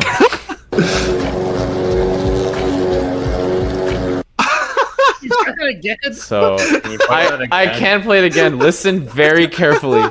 You can hear it. So good. Oh, that's so fucking awesome. I still didn't hear it. Yeah, I'd like to hear number 2 and number 3 I'd like to again. hear All right. 3 again. Okay, here's number 2 again. Yumede takaku tonda. All right. And here's number 3 again. I just cannot hear a song in that third one, man. You could turn up your volume. I can hear it. Can you play it again? I need to hear it. Play number 2. I need to sing with number 2 once more. Play number 2 again. I need song in that third. And here's number 3 again. I just cannot hear a song in that third one, man. You could turn up your volume. I can hear it. Can you play it again? I need to hear it. Play number 2. I need to sing with number 2 once more. Play number 2 again. Okay, that's it. So, Tyler said JoJo Part 2 opening. I think everyone got that. Yeah, everyone got that. That's good. For the second one, Tyler guessed One Piss. Fire guessed Double Hard. Zarky guessed The Song I Want at My Funeral. And Cypher guessed the correct answer. That was cracked. Good job. Higher, man. I know, I sang it badly on purpose. And the third one, Tyler guessed Samurai Champloo. Fire guessed Gurren Lagann. Zarky guessed Afro Samurai. And Cypher guessed the correct answer, Odd Text. Damn it! Oh, wow. I was considering. I thought it was Samurai Champloo or Odd Text. Samurai Champloo was. We just got cooked alive. I thought I heard like a trap beat through the lawnmower. Yeah, Cypher's our winner. Damn. There you go.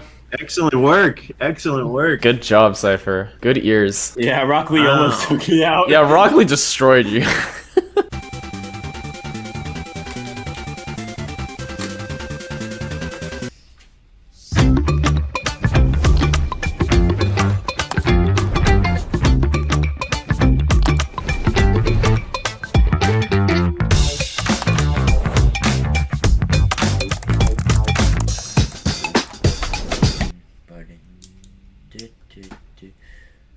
Alright, that was fun.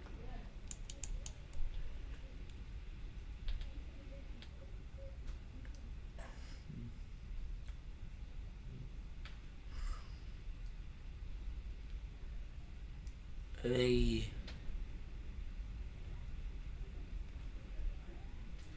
Could do that, but I just didn't. Opening quiz.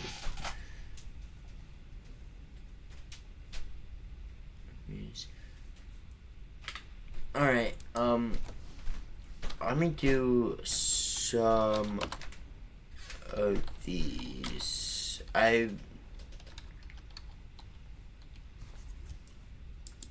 seen people react to this and not have much issue. So Something that I'm pretty proud of. Why did it start from here? I haven't watched. Oh. Why did that open? Okay, so your assignment last week was to write. Okay, so. Like, I haven't watched this yet. Okay, so your assignment last week was to write an original piece for me. Let's hear it. I've actually been cooking up a little something that I'm pretty proud of. Let's see if I can figure these out. If they're older songs, I should not have that big an issue with. But yeah, if they're newer ones, it'll be difficult.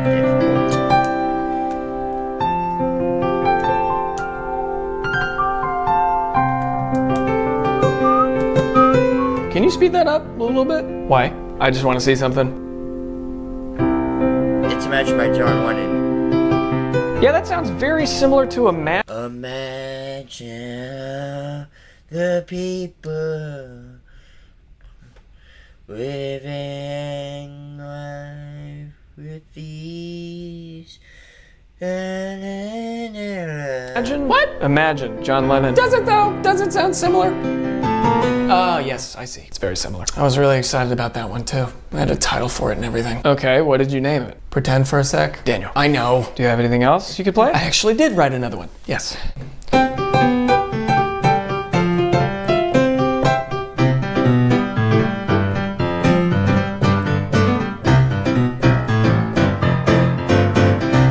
Sorry, could you slow this one down?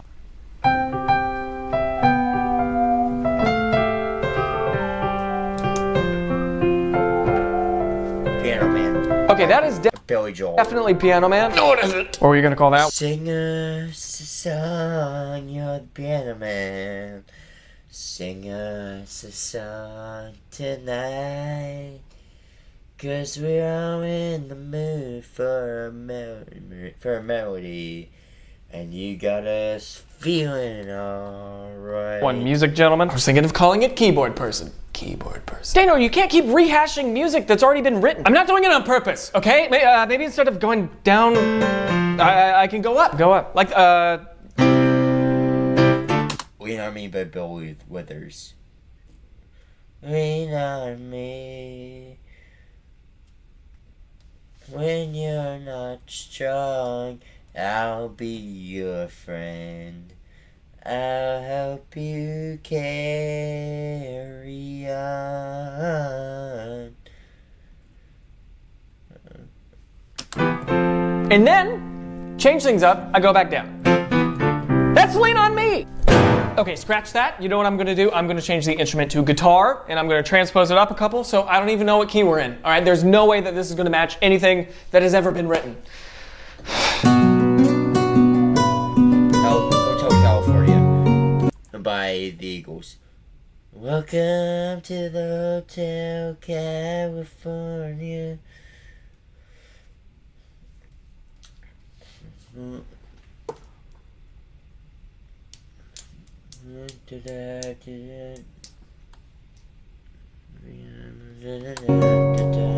Don't.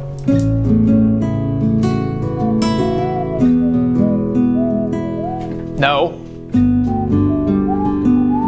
Bad.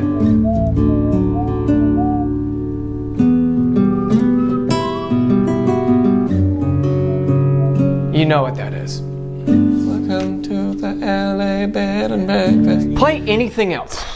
F.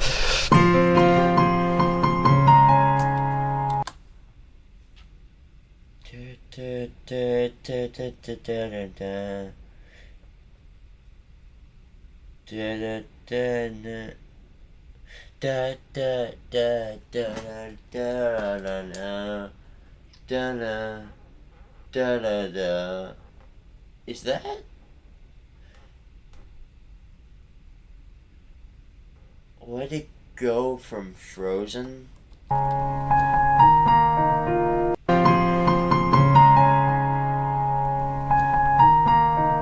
I think it is. Yeah, real original.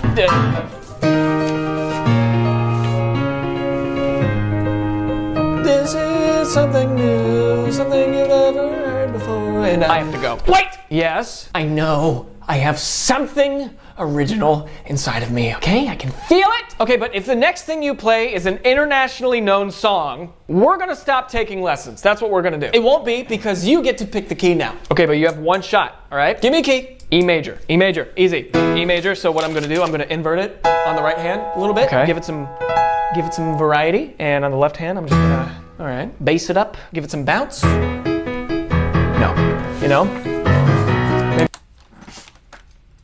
Just a small town girl living in a lonely world. She took the midnight train going anywhere. That is Don't Stop Believing by Maybe I'll move it up to B. Maybe give it a C sharp. And right about here. Daniel, stop. This can't already be a song, can it? You know exactly what you're doing. I can't stop. Once my hands start going, I can't stop. Just a small town girl. It's a bop, though. It is a bop. Today's video is brought to you by Audible. By the time this message is over with, I hopefully will have made a princess cry. I swear I didn't watch this before. We just agreed. Skip the ad. Who the fuck? I need to make sure that my stream is still on. Yeah, it is. How long have I been streaming for? I can't tell. Part 2. I'll keep going until I'm done. What? Still searching YouTube for Canadian math help? Are the videos for US students really helping? Today's video is brought to you by Honey. Stick around after the sketch for another sketch that happens to be paid for. Damn. Okay, so Though to be fair, I don't know if Daniel Thrasher knew. I'm not gonna say anything. Like, I'm not gonna say whether or not he knew, because I don't know if he knew. Understand that you have written some new music for me. Yep. And this is all completely original. Yes, definitely. All right, let's give this another shot.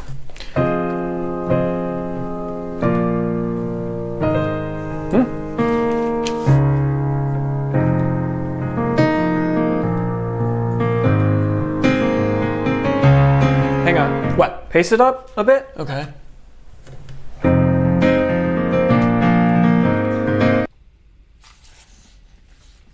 Hit me, baby, one more time. I think.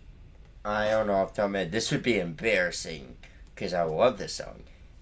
If I hear this song, I will start dancing.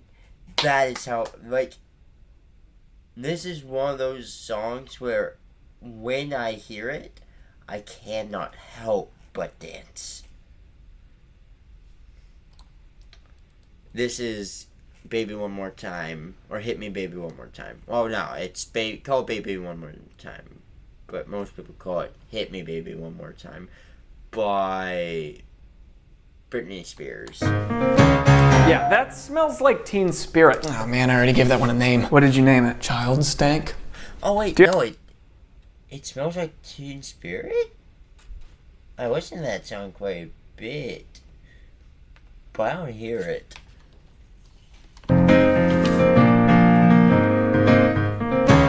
Yeah, that's... Hang on. What? Pace it up a bit? Okay.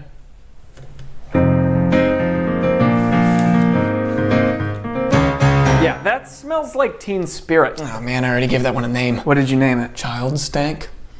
Do you have something else? I don't hear it. I do, yes. It is actually a Russian-inspired waltz. Oh, okay.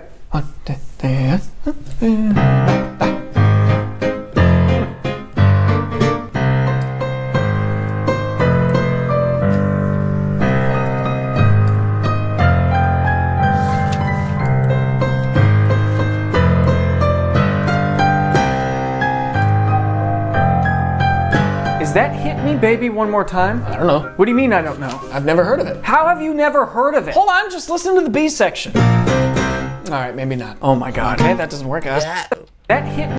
Oh my god, this is Baby One More Time.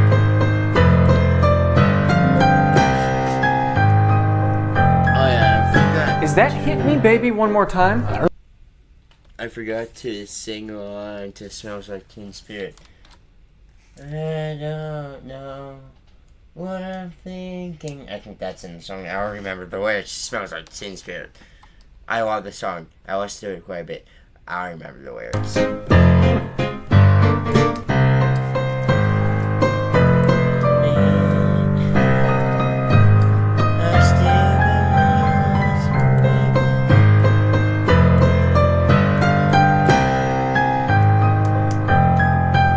Is that Hit Me Baby One More Time? I don't know. What do you mean I don't know? I've never heard of it. How have you never heard of it? Hold on, just listen to the B section. All right, maybe not. Oh my god. Okay, that doesn't work. Something faster. Like that.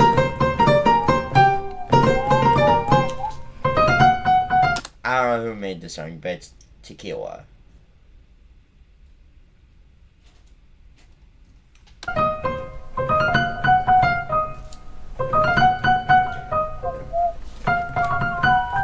Tequila. Don't say it. Mojito. There it is! Guitar. This is Dream On by Aerosmith. Every time I look in the mirror, I remember.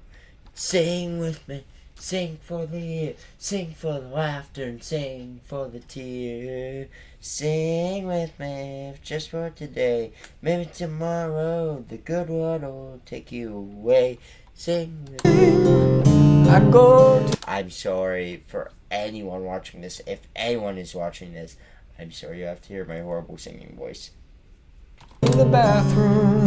Stop. How about D minor blues? A little blues? You know, but spice it up and be like.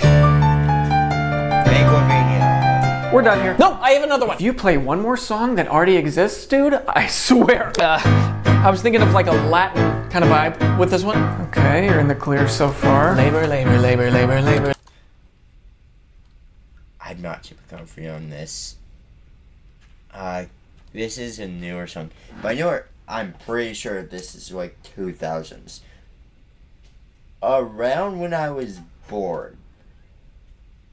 Like, the same decade, I think. I don't know.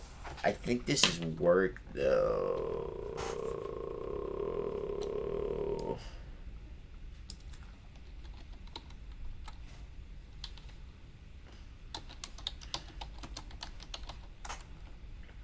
Rihanna. Oh, 2016. Never mind. That's a lot newer than I thought.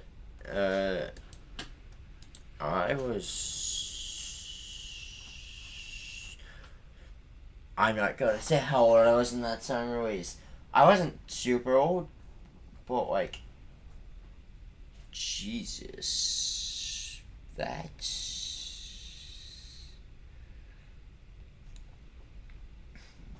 nearly 15 years ago.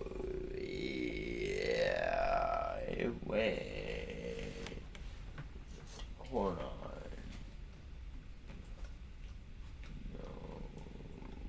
What did it say? When did it say it was? No, almost 10 years ago. Almost a decade ago. I'm not gonna say when Working for my neighbor. Goodbye, Daniel. One more chance! I'm not leaking my birth date. My birthday. Yeah. Okay, I can do this, man. Fine, but if this next thing you play is a popular song of any variety, you are going to have to find a new teacher. Daniel, something new. Something new, yes. Starting at C. Okay, I'm going to go up a whole step. Then I'm going to go back home. Yeah, something like that, something like that. Yeah. Happy birthday to you. Happy birthday to you. Happy birthday, dear viewer. Happy birthday to you. Yeah, that's happy birthday. I don't know if we know who came up with the song, though. I don't know. We probably do. I just don't know off the top of my head. But yeah, it's happy birthday. Yeah.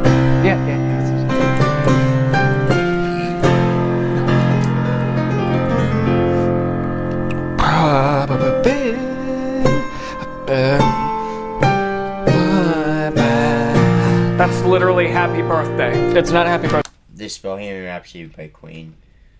Mama just killed a man. Ba, da, put a gun against his head. Put my trigger, now he's dead. Mama. Ooh. I was about to say, I can see in your eyes that's I've heard this.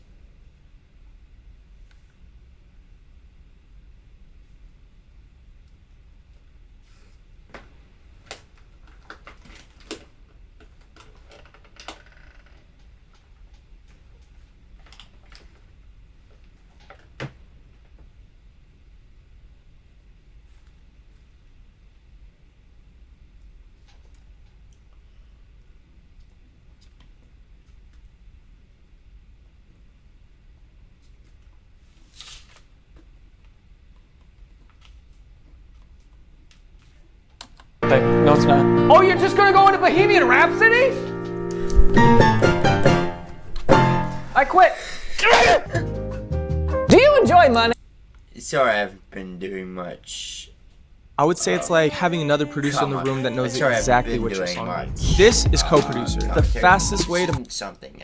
I got it. You have new songs for me? Yep, all originals, 1,000%. Okay, well, you have said that before, and it was a lie. So this one's a little ragtime ditty.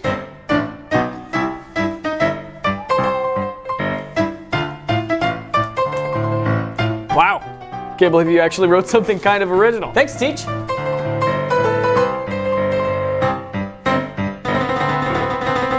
Wait. Huh? Stop. Why? Can you play that slower and a little bit more legato, please?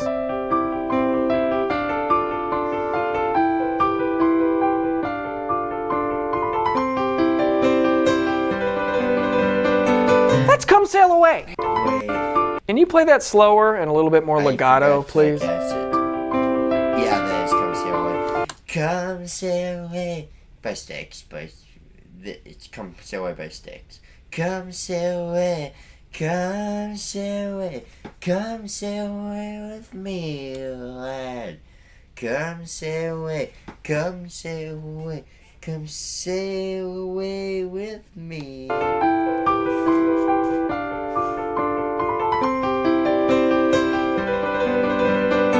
Let's come sail away. Man, I was gonna call it I'm on a boat. You can't call it that either. No worries.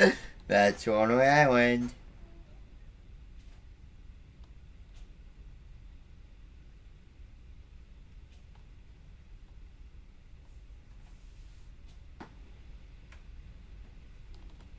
I came prepared. Okay.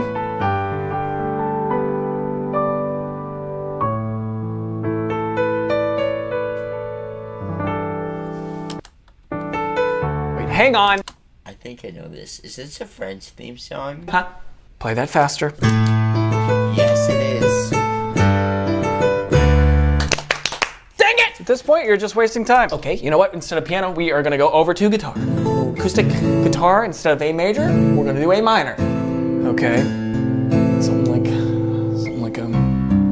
yeah. Served by Johnny Cash. Well, yeah, something like that. Originally by Nine Inch Nails, but Johnny Cash basically owns the song. On the song. Okay. Rest in peace. Put some lyrics in there. I don't remember how the lyrics go. I listened to her a lot. I stubbed my toe. That's not what they do. Last night. That is Hurt by Johnny Cash. Do you not even notice the voice that you're doing? I just have a sore throat. Let's just move on. Okay, acoustic is garbage. We're gonna go to electric. Stairway to Heaven next. Okay, some to electric. What's that you're doing? I just have a sore throat. Let's just move on. Okay, acoustic is garbage. We're gonna go to electric. Stairway. Zeppelin. She's climbing the stairway to heaven. Stairway to Heaven next. Okay, something new. Something new. Something new. Yeah. Okay. This is Lose Yourself by Eminem.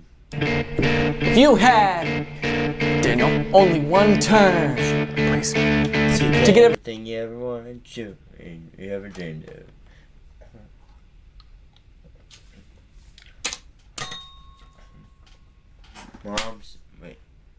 Knees weak, arms are heavy. His mom knows swear alright. Mom's spaghetti, he's nervous, but on the surface he looks calm and ready to drop bombs. But he keeps on forgetting what he wrote down. The whole crowd goes so loud. He opens his mouth, but the words won't come out. He's choking now. Everybody's joking now. Time's up. Clock's up. Time's up. Over. Wow. Snap back to reality. Oh, there goes gravity. Oh, there goes rabbit. He choked. Don't matter. He's dope. He knows that. But he goes... Don't matter, he's dope. Goes back to his home. Back to this old rap seat. Back to the lab again. Oh, this old rap seat. Dreamed of, Luda, pops, linguine, fettuccine. We're done. Wait. Okay. Look. Listen. What if I play all the black keys? Okay. Nothing is written in all the black keys. I can name two off the top of my head: Sledgehammer by Peter Gabriel and Superstition by Stevie Wonder. Huh? Go for it. Superstition by Stevie Wonder. Super duper spooky. No. All right. You know what? We're gonna go back to good old piano and see.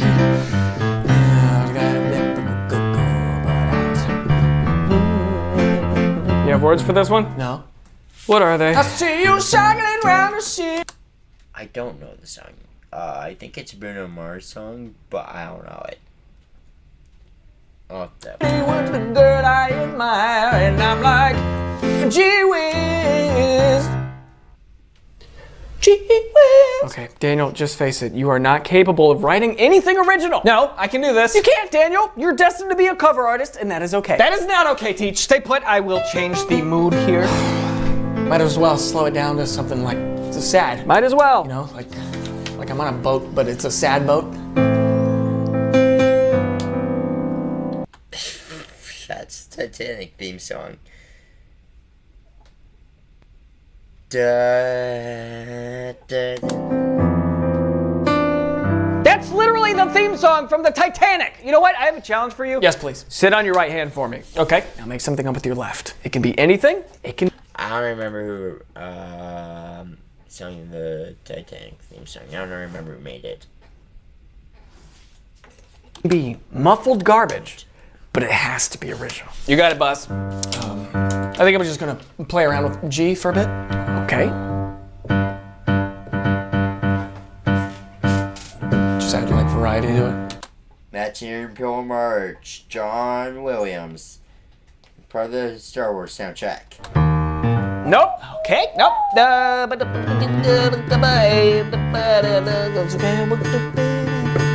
Under Pressure by Queen and David Bowie. Not Ice Ice Baby by whoever made that song.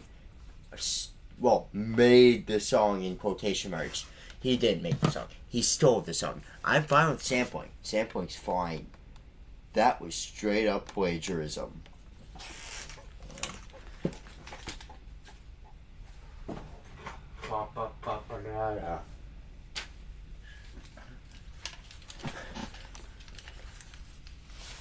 Under pressure, pushing down on me, pushing down on you. No man, I swear. Yeah, there we go. Under pressure. A little, yeah. Now the song, Daniel. Okay.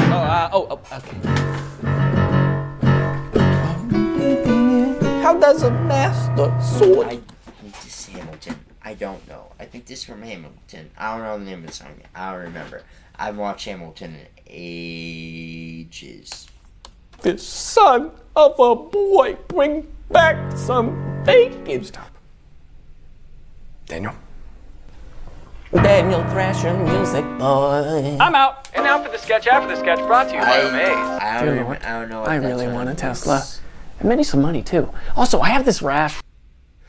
Songs had sequels, I guess. Next. Grammarly helps me get the best grades possible while depleting the least amount of hours of my week. I'm Lauren Taylor. I'm a student in Future CMO, and I am a Grammarly user. I first got Grammarly.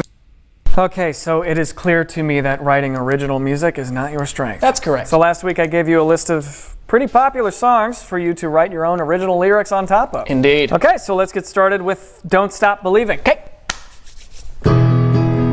Just a small town grandma living in a retirement home, wondering why my kids never visit me. Stop. Christ. What are you calling this? I stopped believing. I see. Yeah, I was going for like a 50 years later kind of thing. Yeah, but that wasn't the assignment, right? The assignment was to write your own completely original lyrics, like write like a new story. Oh. Did you do more? Yes. Okay, let's hear it. You might not. Just do it. Hey again, Jude. Okay. What's...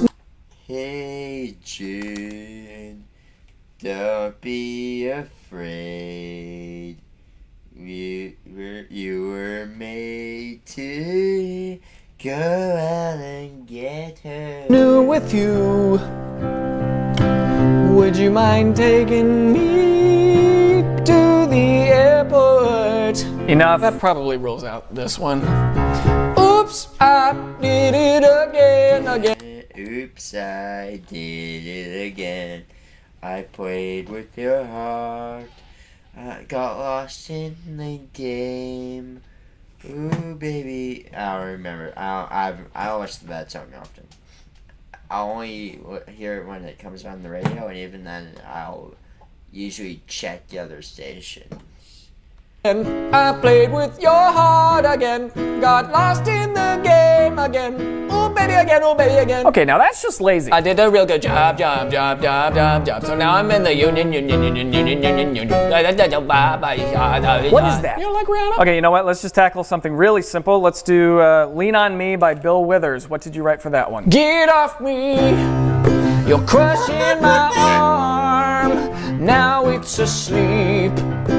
And it's all tingly. Oops, I did it again. What was that? Nothing. Okay, let's just let's switch genres entirely.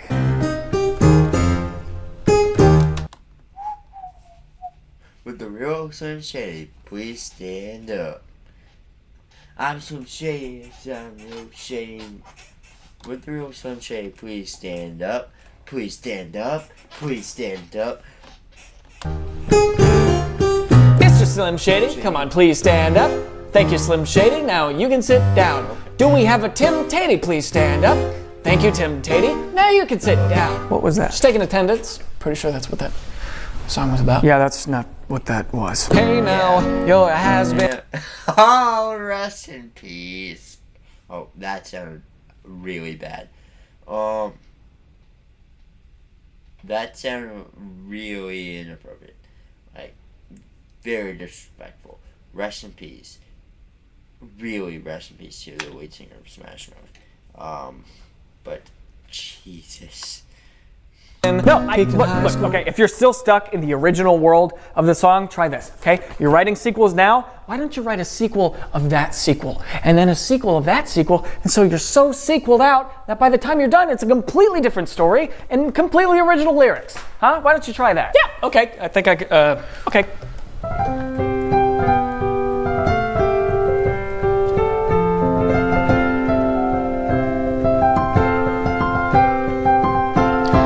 Well, it's noon now on a Sunday with a brand new crowd shuffling in. Holy shit.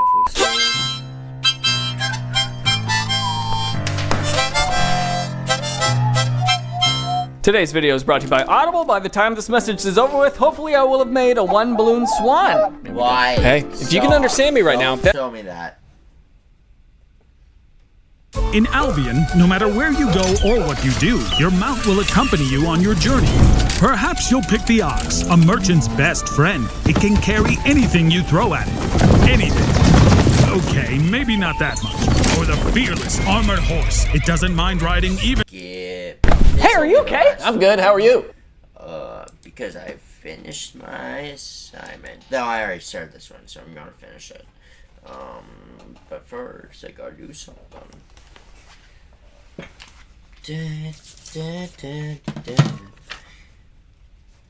Enjoy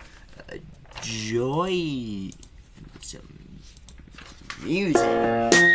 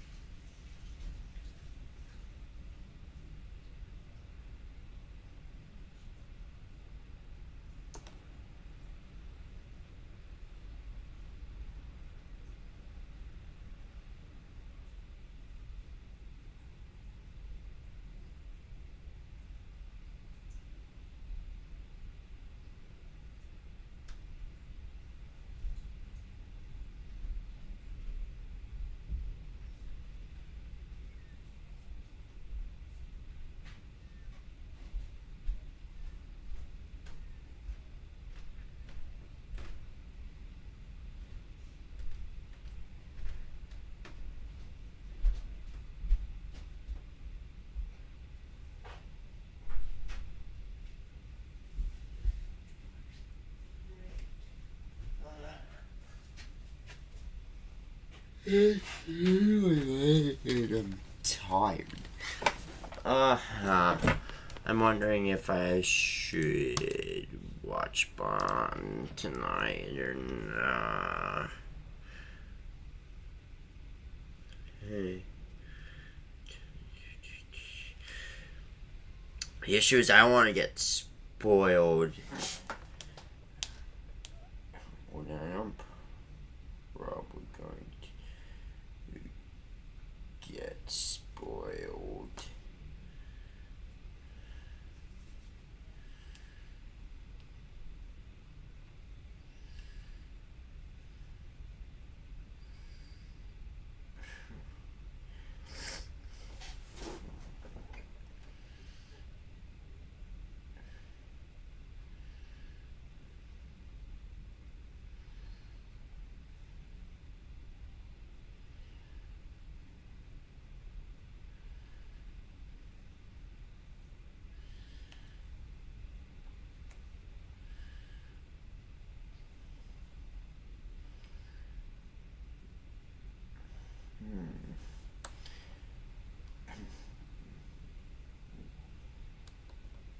Where's the fire? Fire?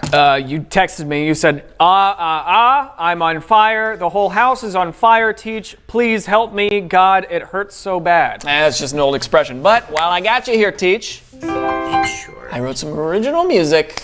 Nope. I'll pay double your rate. And you may begin.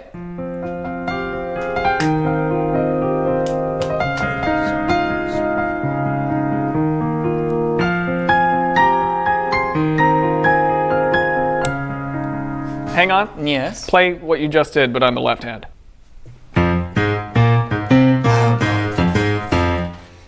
You took happy and you made it sad. Cool. I named it.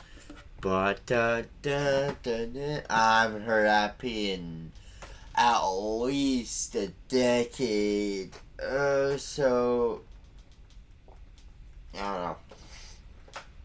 I want to Sad. No, not cool. It's plagiarism. Okay, well, I wrote this one on the guitar, so it's gonna be different. All right, where's your guitar? I'm gonna walk my dog back to the shed. You know this one, Old Town Road. I don't remember who made it. I just listened to the song when I was in that. I was about to dox myself. I listened to this song because it was popular.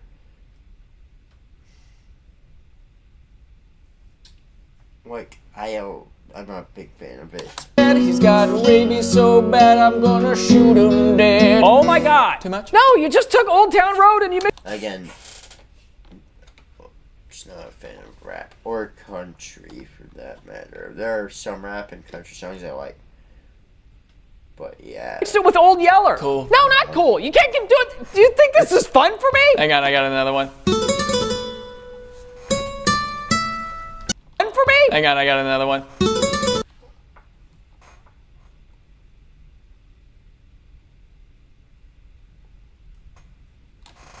Why is Layla like that? We always play on electric guitar, not acoustic.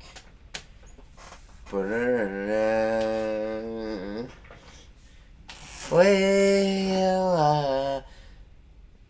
you got me on my knees. Layla, I'm begging, darling, please. Layla. Don't say it. Don't. No. Oh, it's Despacito. Newer song. I don't know it that well.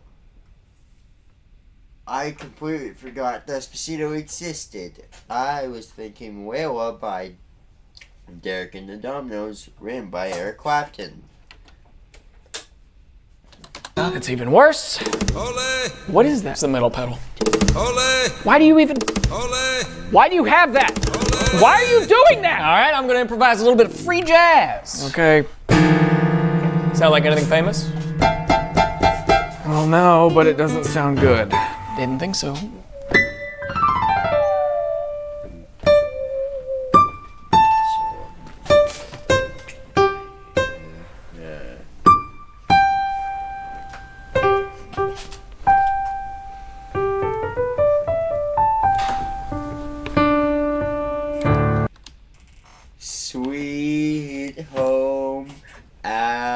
Alabama.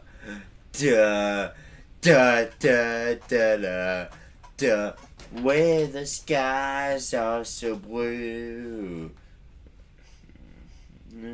Sweet home Alabama. Ba, da, da, da, da. Where the but da, da, da. I remember the rest of the lyrics. It is Sweet Home Alabama by Leonard Skinner.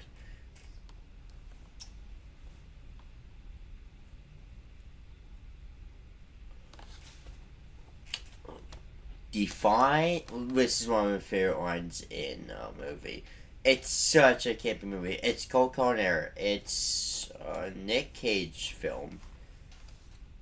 Define irony.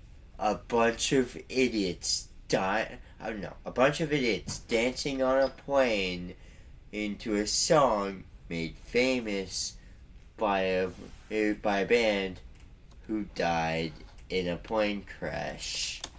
Sweet home, Tampa, Florida. Daniel. Where the bath salts come to you. Do you have any more, or can I go now? What if I just did like a bass? One thing people do know about me is that I'm not American, I'm Canadian. So yeah. Yeah, that's bad guy. No, it's not. Okay, it's bad guy and in the Hall of the Mountain King. Different. You're doing this on purpose, right? All right, you know what? Maybe it's wrong, like the wrong bass. You know what? Oh wait. Okay, it's bad guy. Yeah. That's bad guy. No, it's not. Bad guy. All right, you know what? Maybe it's wrong, like the wrong bass. I know the songs, but like, I don't know them off the top of my head. This is Seinfeld thing.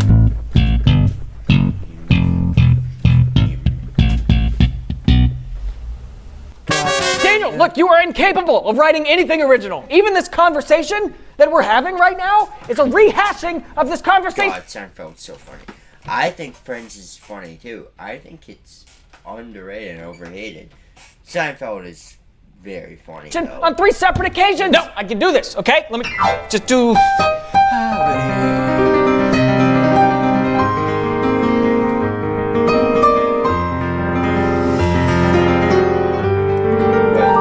Play that in a major key. I'm not American, but I know this song. This is a Star Spangled Banner. It's the fucking American national anthem.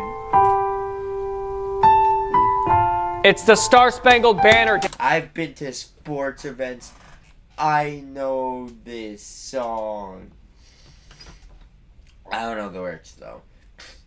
Bombs bursting in air gave truth to our light? I don't know.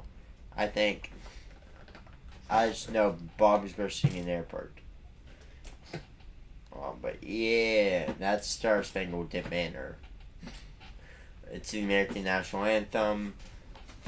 I'm a baseball fan in Canada. Our only team is the Blue Jays. I've heard the American national anthem a lot. Daniel.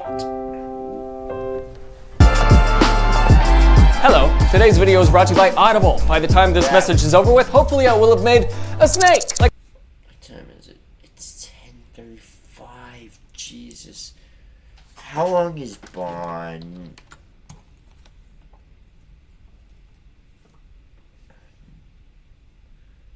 Oh. 18 minutes.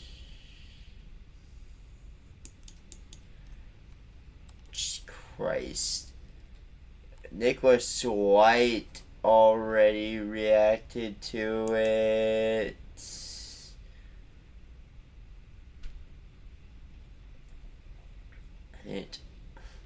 Oh. That's the bra, I think. Yeah, no. Fresh Sandman already reacted to it. I'm sure if I go down far enough, that's bro probably did it, reacted to it too.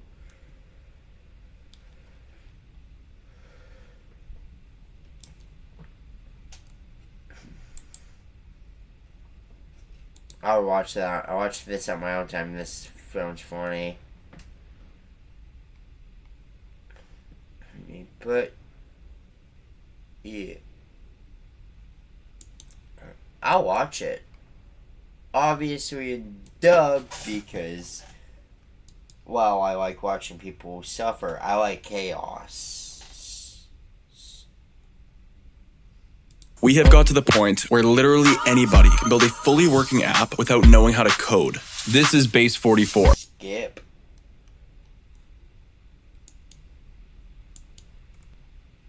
Why is this Roblox? I don't care about Roblox.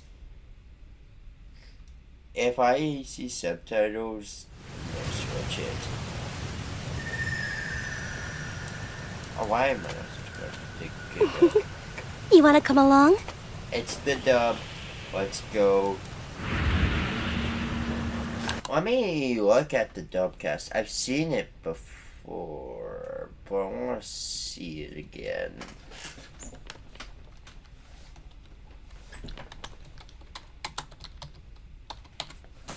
I want to see. There's no behind the voice actors for. The boundaries of adulthood. Main cast Alex Wee in Sydney. I think that's Sid Snap, Giga's wife. Yeah, it's coming back to me. Yeah, it's Alex Wee and Sid Snap. Which, I don't know how good a voice actress Sid Snap is. I haven't heard her in anything. I don't know if she's been in anything else. But Alex Wee is an absolutely incredible English voice actor.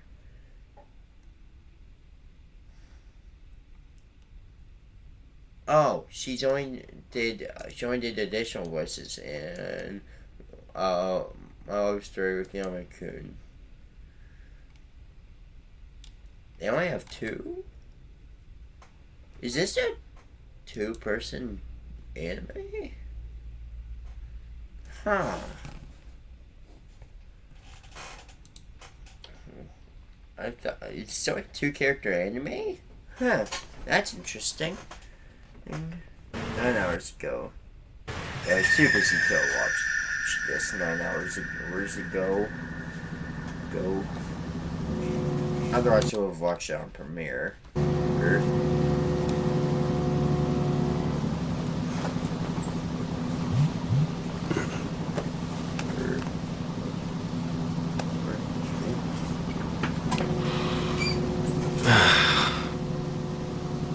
Yeah, you're out, so we already. At Euthania, you'll discover monumental history. No, that's a 3rd character. But he's not. History and miracles that only occur once every 200 years. Wiki. I don't get it. What's he thinking? We are now arriving at floor 1. Floor 1. Please be sure to take all your belongings with you when departing. The Cosmo liner is running on schedule. Floor 1 activation is scheduled to take place at Seriously? 8:15 p.m. I really wish you would quit going through my PC. Activate at 9 o'clock.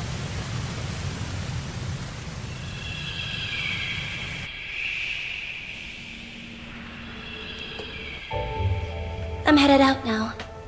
See you, Dad. What? It's a threat level 2 zone? This is floor 2. Floor 2. Please be sure to take all your belongings with you when you depart. What's the old? I'm assuming that'll be explained a bit later, though. It's less than 20 minutes. It's shorter than an average anime episode. Like, I know it's short film, but I would expect it to be like half an hour to 45 minutes. Which is still shorter than a usual anime movie, which is usually an hour and 25 minutes or an hour and 45 minutes. Like, at least longer than the average anime episode. Oh. Thank you for riding with So I don't know if they'll have time. I know you're worried, but I'll be fine. Have a little faith.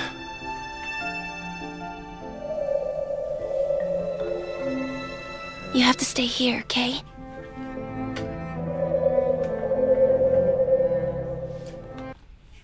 I'm as I said earlier, I'm not super confident on my animation stuff, but what I am confident about is, but I do think that this is well animated, and now I do like the art style. Promise I'll be back.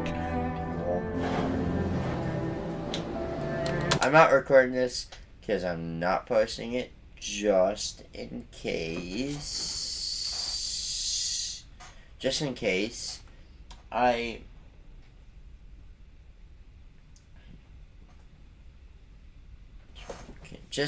will get in trouble. If I learn that I won't, I'll probably react to the sub 2 and post that. But yeah. What if I learn that I'll need to edit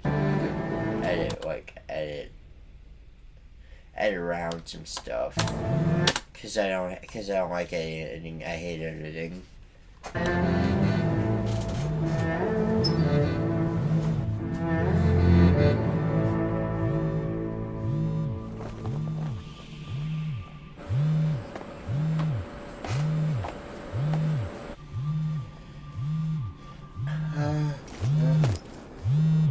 Thank God you finally answered. Have you read I'm any going of my now. texts? I'm going now. You need to come home. I know you mean well, but you have to let me do this on my own. This is so exciting! I'm ready now. Understood, sir. And it's too early to say what to say about the voice acting.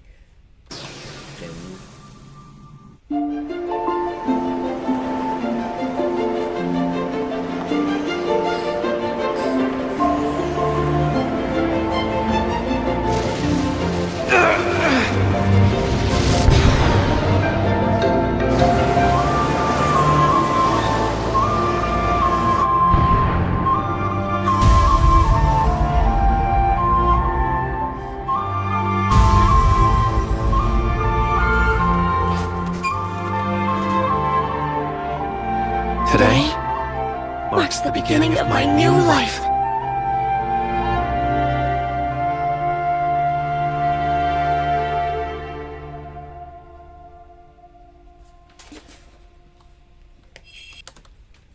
Start. It's not a bad start, actually. The issue is, like,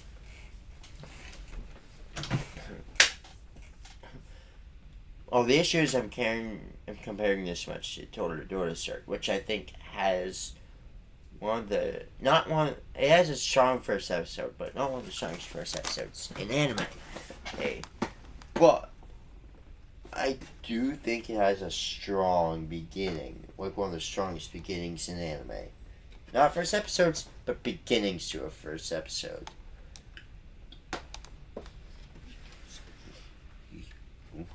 And I don't know why, I think I'm comparing this to the beginning of Toradora too much. Which isn't fair to either show. So I'm gonna stop. But yeah, that was a strong start. From what I can tell from just the title,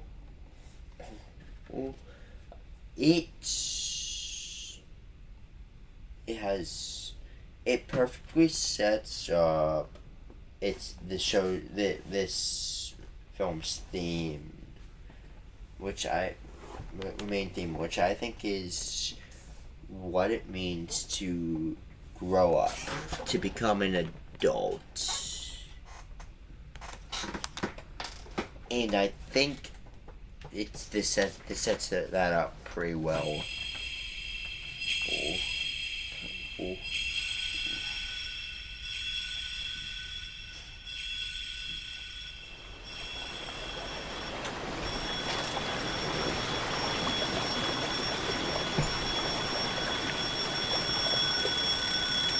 Also, I like the music so far. Yoshi's good.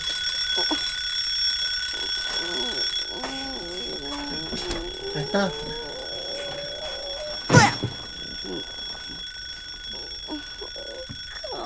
on. It's here. This way now.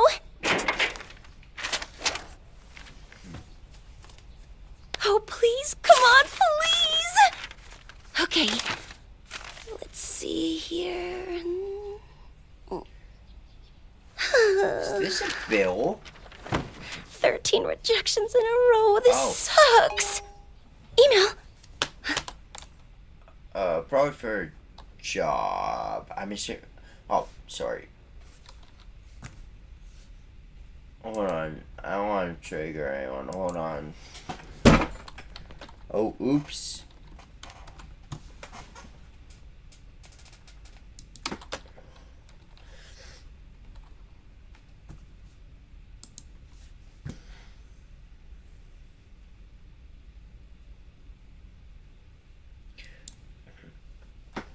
This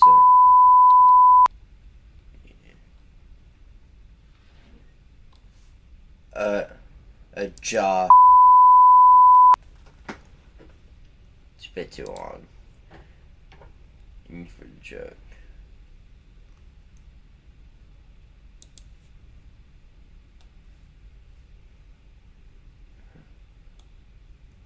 A job.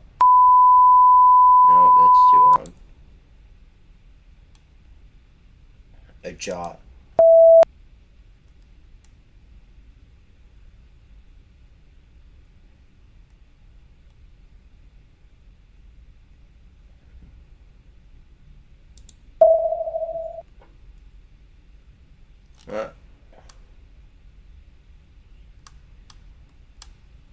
This one. A job.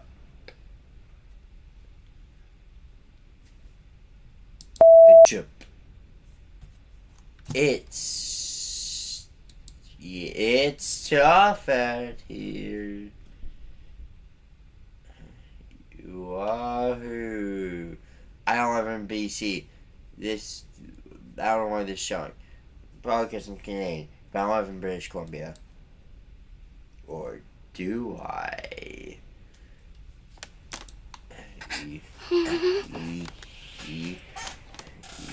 Lucky number 14.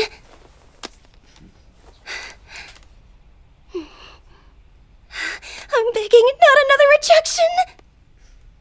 Here goes. Dear applicant, okay? We'd like to inform you you've been accepted. Accepted! Hold on. Applicant, okay? We'd like to inform you you've been accepted. Accepted! Hold on. Wait. Applicant, okay? We'd like to inform you you've been accepted.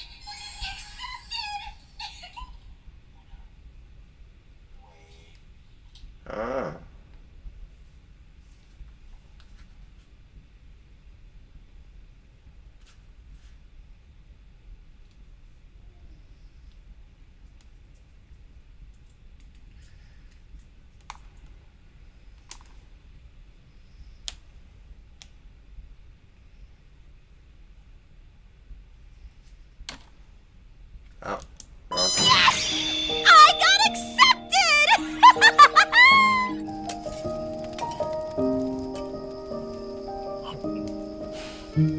right, that's not bad.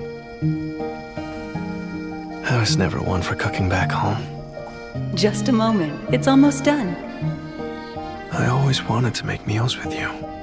I should have said so. Thank you for calling customer support. My name is Rin. What can I help you with today? Hey, yeah, I'm calling about the thing you sold me. Uncle Chunk broke as soon as I opened the package. I needed it for tomorrow. Send me a new one right now. Could you please specify? Quit playing dumb. I want to talk to your manager now.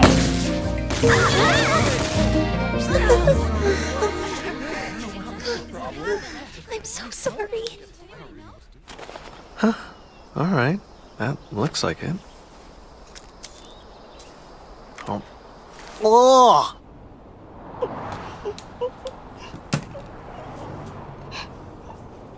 All right. I needed that. It was only day one. I'll do better tomorrow. This could be interpreted in a few ways. One, this is actually how she feels. She just needed a wee bit of a cry, get over her system. Two, she's putting on a brave face.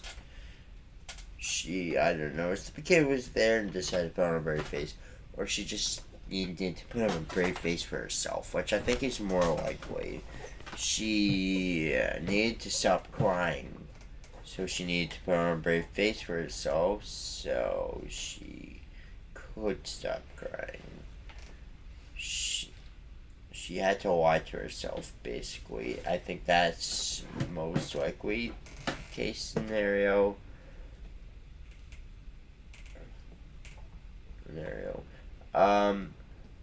There's also the case scenario where that is most likely not the case, right? This is basically just a throwaway idea. She knows the kid wanted to get some sympathy points and started fake crying.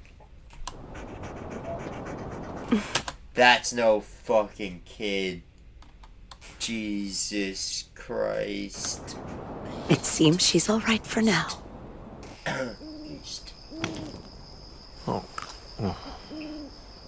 So, Daichi, you doing any job hunting? Not yet. Your folks run a clinic, right? Think you'll just end up working there? I don't know. Not if I can help it.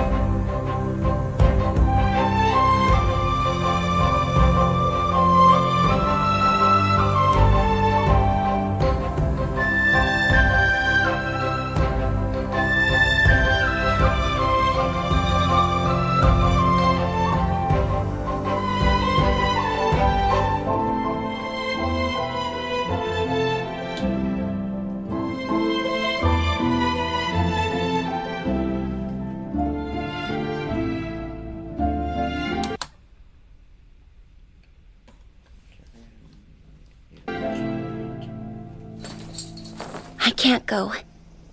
I won't go back.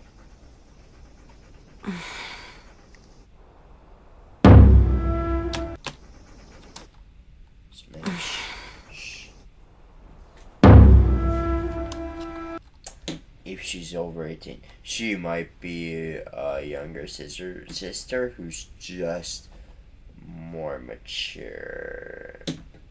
But if she's at least 18, smash. She's almost certainly over 18, but still.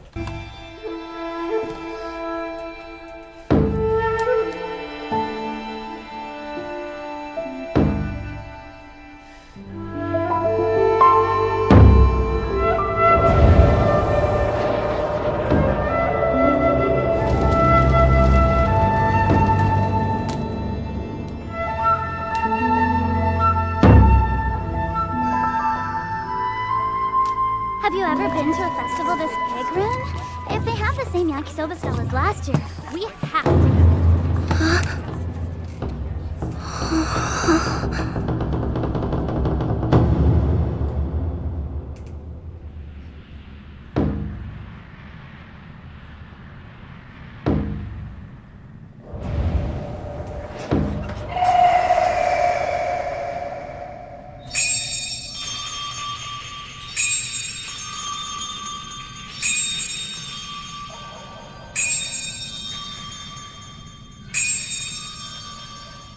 That sound. Is there a festival happening?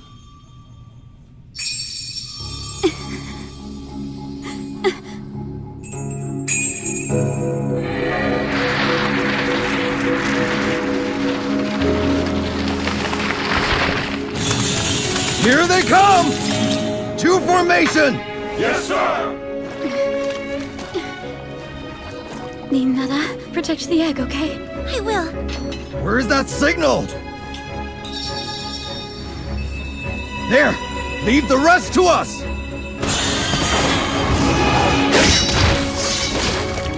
Don't let a single one through! Yes, sir! Berja! What are they doing here? Rin! Get away! Quickly!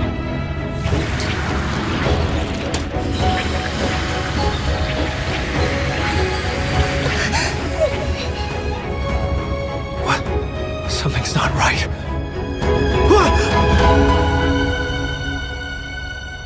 On that day. On that day. On that day, I found the place where I truly belong.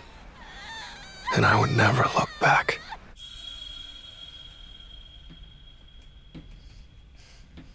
On that day, I became a burden on Daiichi's shoulders. That's why I can't go back. They already know each other? I don't know how much I like that. This is nitpick. This depends on the person. But for me, a big thing I love in fiction is getting to see characters meet for the first time. I think first meeting of two characters can tell you a lot about the characters and their dynamic. It can tell you what their it can tell you what the relationship will be. Like, Kamina and Yoko shows future lovers. It shows what they and it's just really fun. Simone and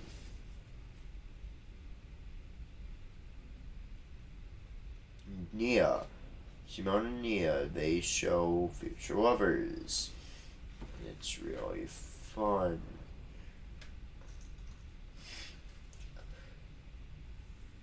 You see how cocky but also competent, literally competent Kamina is. You see how competent but and not cocky but confident Yoko is. That's like, you see how unsure of himself Simone is and how lost he feels when he meets Nia. You see how lost Nia is in general when they meet each other. They're One Piece, the shots and everyone that they meet, all of them are great interactions that tell you a lot about the characters and their future or dynamic. I not mention Okabe and Kurisu. Oh, sorry. Hoin, Kyoma, and Makise Kurisu. Because that is maybe one of the best first meetings in fiction. It's so good. Not talking when Okabe finds Makise on the ground. I'm talking about when they meet in the Second World War. That's what I'm talking about. That's so good.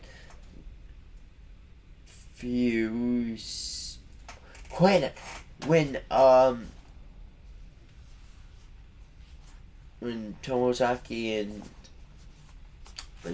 Nagisa meet for the first time. Not Tomozaki. When Tomoya and Nagisa meet for the first time. Again, one of the best first meetings in fiction. Do you like this school? I love this school very, very much. It's very good.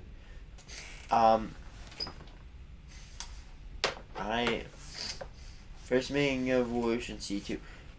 I can only think of one series where the fact that the characters aren't meeting for the first time isn't a hindrance. At least in my eyes. Again, this is nitpick. And that's with Assassination Question and Gurren Lagann to an extent. I'm already over minutes and Come on, let's get going. And though. Right. Though.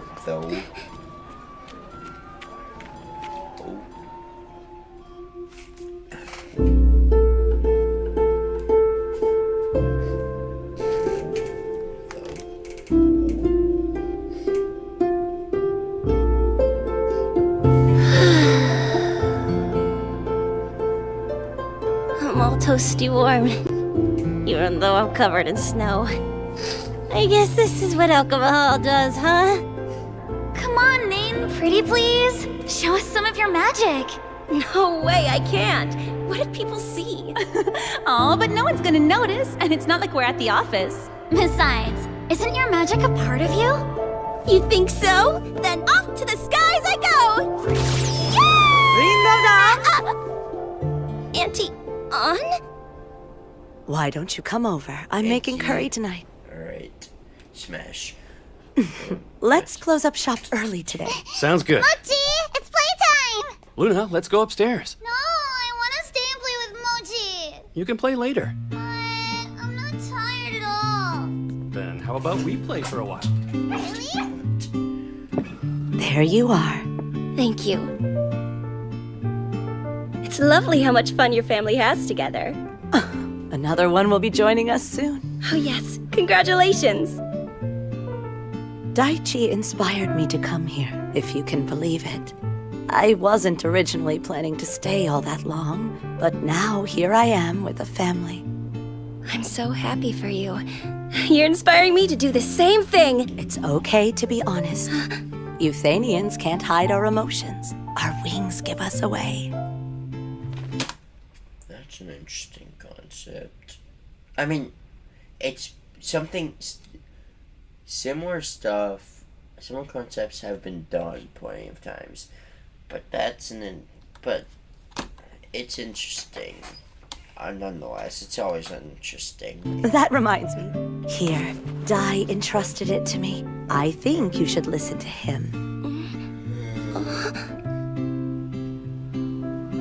Hey, if you're watching this right now, An thought it was the right time to show you. I'm not sure how long it would have been since you moved down. Could be a week, or... These perspectives happening at different times? Like... that's what it seems like. Maybe even a year. Are you eating well? You know, I've been cooking my curry a lot, but I keep making way too much for myself because it was always your favorite. Rin, I have no doubt you're working hard, but remember, you don't need to push yourself too hard. You can come home whenever you feel like it, alright? Oh, wait, no, that's your dad. I'm a fucking idiot.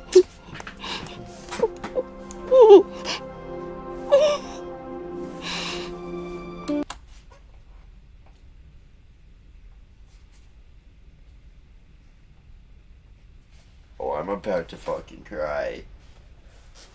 That's so sweet. I love that. Oh yeah, I watched... Off topic. I watched the Demon Slayer Infinity Castle movie. I finally caught up to Demon Slayer. There's anime, not manga. I'm anime only for Demon Slayer. It was really good. Zenitsu and Akaza made me cry. I didn't think Zenitsu or Akaza would ever make me cry.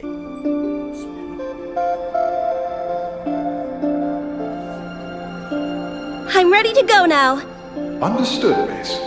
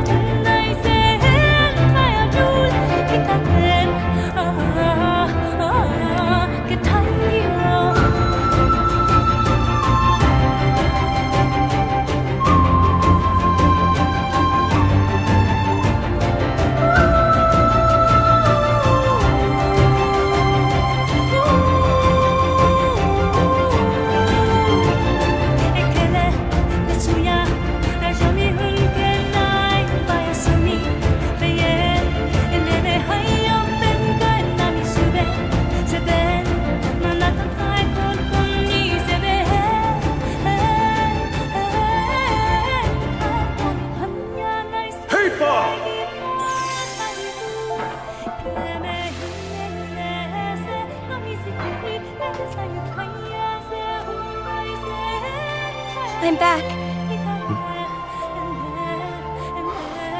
Welcome home, Ren.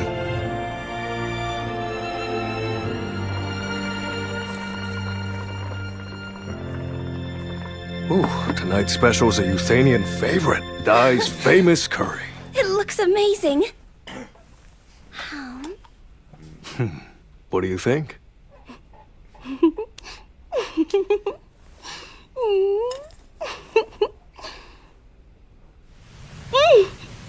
It's the best.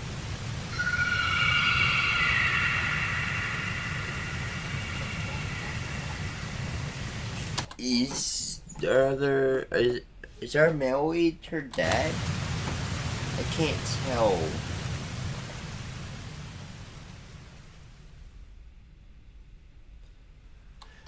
I want to give it higher than a 7 out of 10 because it was a good film. It was good.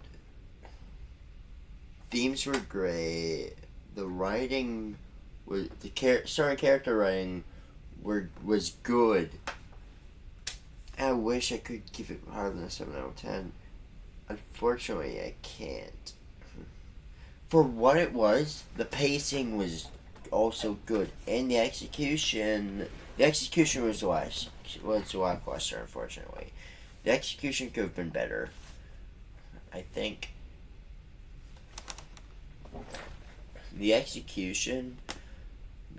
Mainly because I think it should have been longer. It should have been either a full anime series or a full movie. And I understand that that would be expensive. Like, I'm not expecting perfection. But, and for what it was, I think Garth did the best he could. Giga did the best he could. Unfortunately, I'm not, as a reviewer, I can't in good faith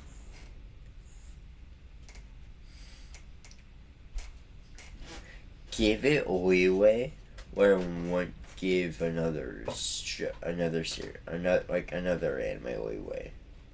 So I have to give it a 7 out of 10. If it was longer, then I think it could have been an 8, 9, 10 out of 10. Somewhere around, or 7.5, 8.5, 9.5 out of 10. I honestly think it could have. If it got the time to properly explore its themes,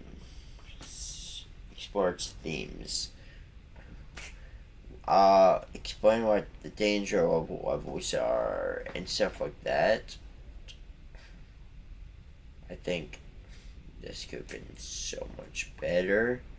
Again, I'm not giving it. I wasn't expecting perfection. I was expecting it to be good, and it was. But I can't give it leeway. Because if I give it leeway, I have to give other series. I have to give other anime leeway. For the same reason. And, like, for that, anime is expensive. And that's just disingenuous, because a lot of anime do not deserve that excuse. This one does, but yeah. I think if this were at least one core of 12 episodes, or 2 cores, or 12 episodes each, maybe 13 each, 113, 112.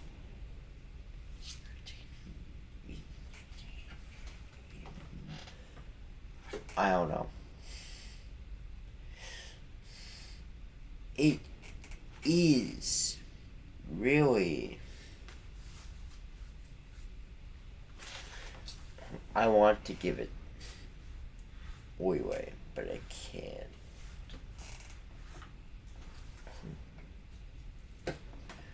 If I, like,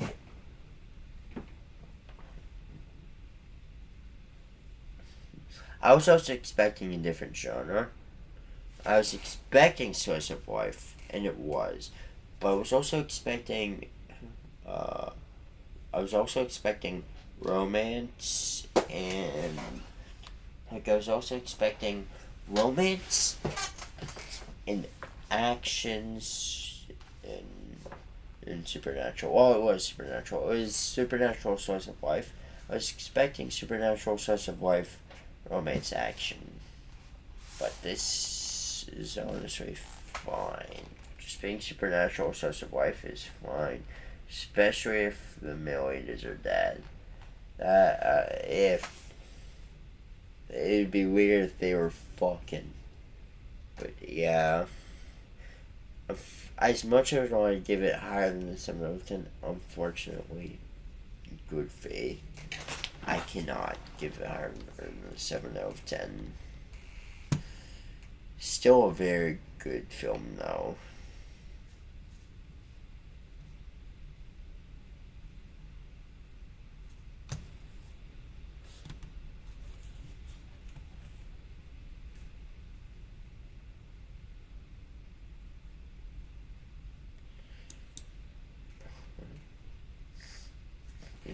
Build a website you love with Wix. For your words, create your brand. Fandom spaces are magical. Communities dedicated to stories filled with fan art, fan fiction, wild theories. It's kind of every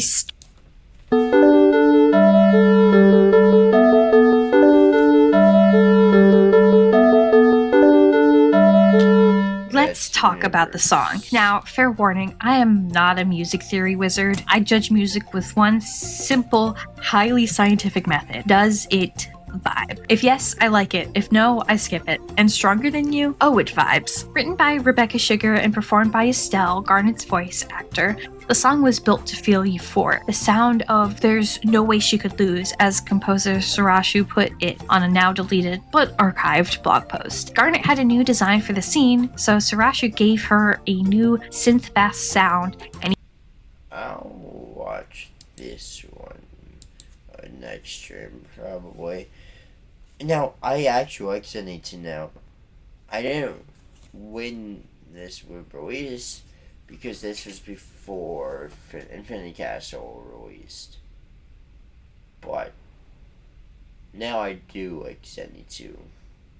Again, then I didn't. Now I do. But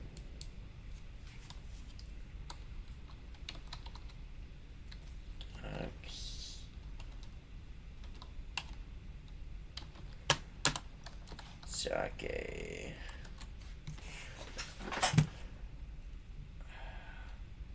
Always makes him.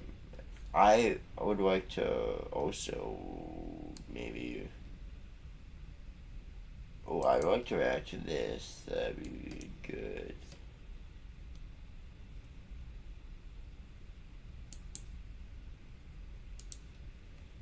That too.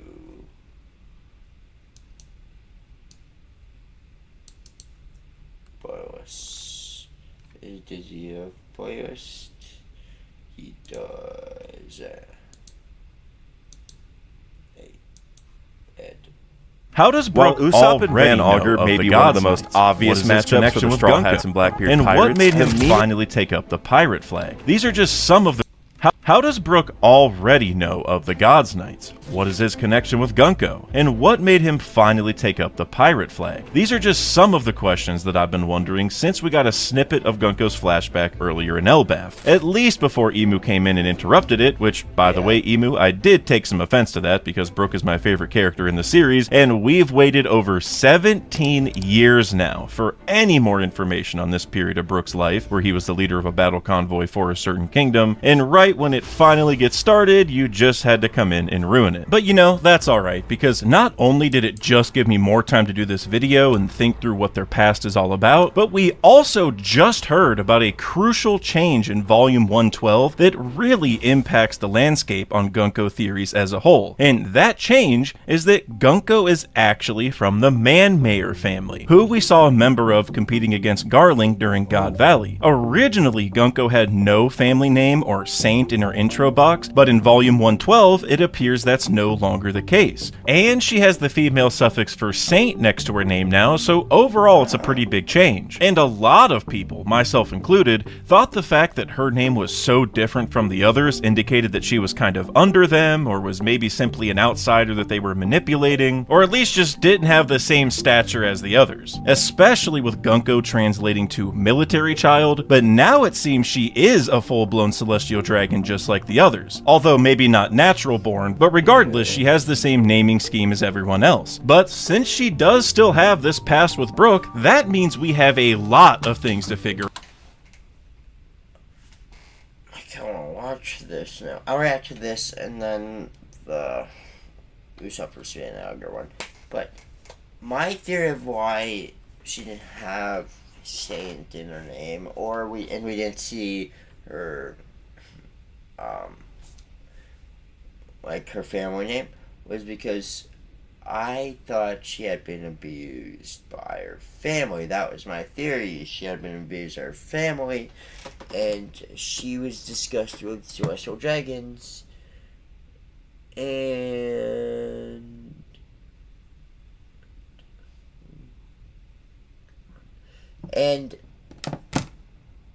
like she was discussed by the celestial dragons, so she didn't want to be able to associate with them as much as possible. Now all of us, we know that's not true. We've known that for quite a bit.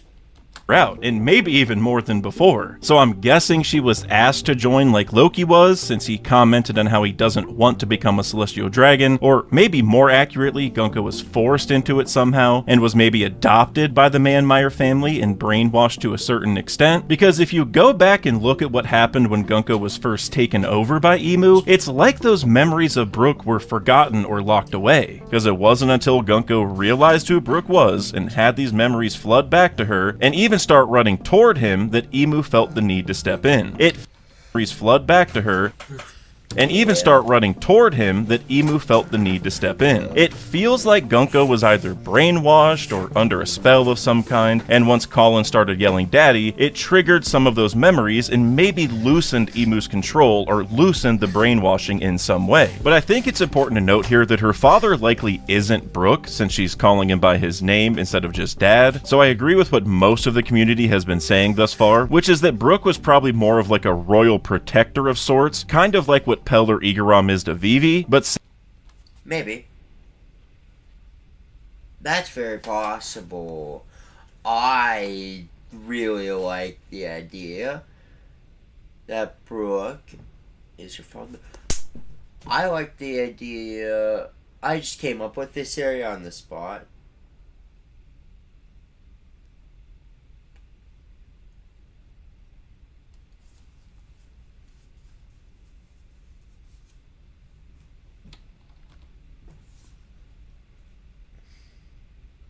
Actually record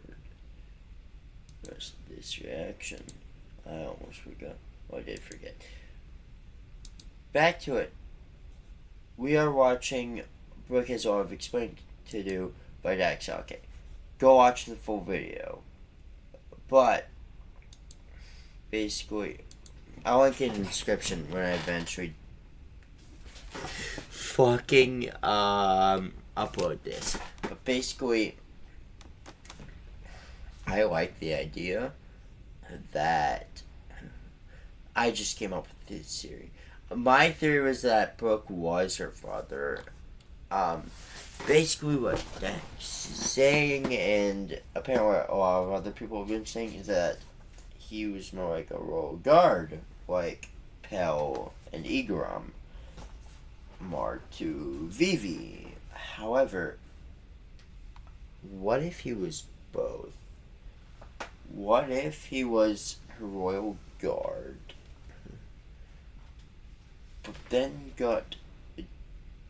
but then her parents were killed, and Brooke adopted her? I don't know, because while Vivi is close to Pell and Igaram, she's seemingly not so close that they're like a pseudo father figure to her. Brooke clearly is like a pseudo father figure to her in this flashback. And she says father. I do think, and her memories come back when she hears daddy. I do think Brooke is her father in some capacity, whether it's father figure, adopted father, or biological father.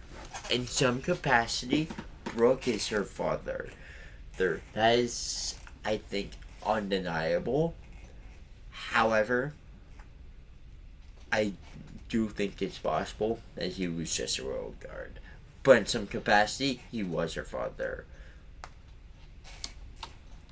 Since she looks a little bit older in this panel where she's actually yelling father, it seems like Colin's cries for help reminded her of some trauma that she went through in the past, and that kind of broke the spell. Which reminds me a lot of what Sabo went through after he read the news about Ace. That trauma was kind of a trigger for all of those latent memories to come flooding back, which makes double sense since Sabo was also attacked by the world government via the Celestial Dragons, and this whole Sabo Here's without. With everything I added from co-producer.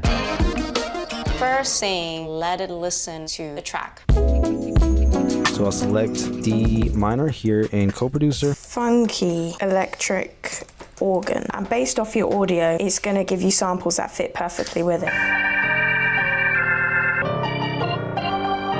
I like the start of that. Cool thing about co-producer is no matter what tempo you're at, it's always going to be synced up. I'm going to just throw this in real quick. Awesome, I love that. This is human-made.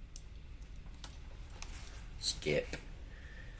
Thing might make triple sense if Gunko really was adopted by the man-mayors. Because remember, Sabo was born into nobility, but kept wanting to leave, and so his family ended up adopting another child who fit more into their lifestyle, who turned out to be Stelly. So maybe the man-mayor's original child left Marijois, like Sabo kept leaving his family, or like we saw with the Doflamingo family, so they needed a replacement, thus why they took Gunko. And this would line up even better if Gunko was already from nobility, so maybe they thought she'd fit right in, thus why they targeted her, although obviously it still necessitated some brainwashing because like we just said, her trauma seemed to loosen the control that they had on Gunko, which forced Imu to take back over. Which is kinda similar to something that we talked about in my last Gunko video as well, which is Victoria Sindri from Thriller Bark. Because there were some moments towards the end where Hogback's orders didn't really work, and she was sort of battling between her body's will and her shadow's will, and by the very end, she ended up not saving Hogback, and she smiled just like she did before she died, and Gunko sort of reminds me of that, except Imu was able to reassert control before she could actually disobey. And remember earlier in the arc when Gunko kicked Brook and then Please beat the final straw, Gunko. Please. Please. Oh, I really want Gunko to beat the final straw hat. It should be so interesting of a final shot. I love Loki. I do. But Gunko's so much more interesting of a character. And she has the potential to be so much better of a character. held her heart afterward. I could see that being like a small sign that it kind of pained her to hurt someone that she cared about. It might have been almost like an automatic reaction because her real self wouldn't have wanted to do that. But maybe that wasn't enough to break the spell or whatever Imu was doing, but this moment with Colin was. And there was also that line from Guernica from Wano, which I brought up like a million times by now, about how he envied Drake pursuing his own sense of justice, like he was unable to do so himself. And I'm wondering if we're now seeing exactly why you can't pursue your own sense of justice. Either you get vaporized like Saturn did, or even controlled outright like we see here with Gunko. And that Victoria Sindri idea actually ties to something really important that I think that makes sense.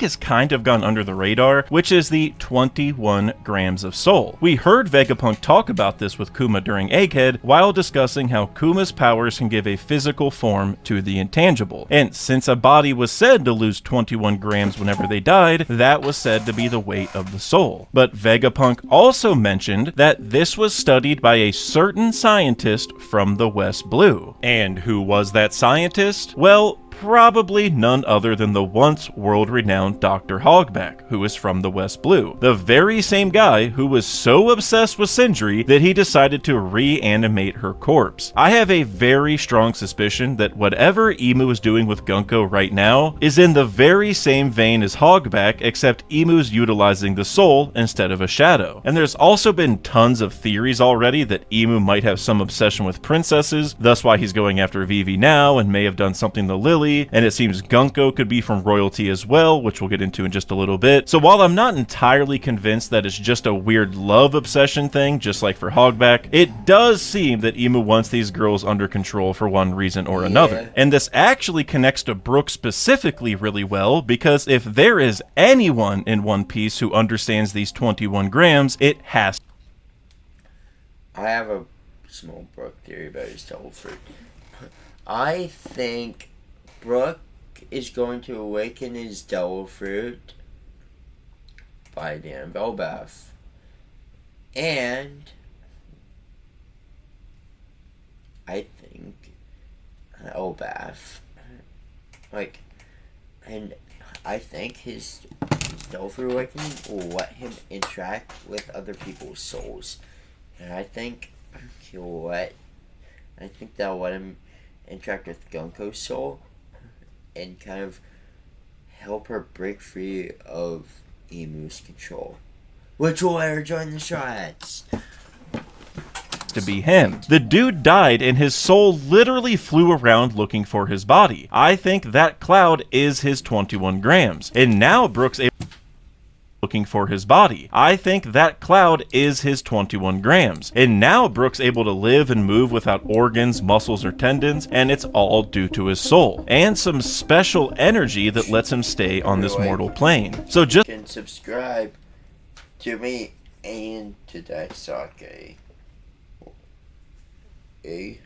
Just like we saw on Whole Cake Island, where Brooke was able to counter the chest keepers with his own powers, I think he's going to have a big role to play here in getting past Emu as well. Not that he'll be able to counter Emu in a general sense, just like how he couldn't really stop Big Mom or her main homies, but he's definitely going to be vital in at least understanding what's going on. And since we already saw that Gunko's memories of him already kind of drove her to break... But did you know, if you're on mobile, when I said subscribe, the mobile or subscribe button in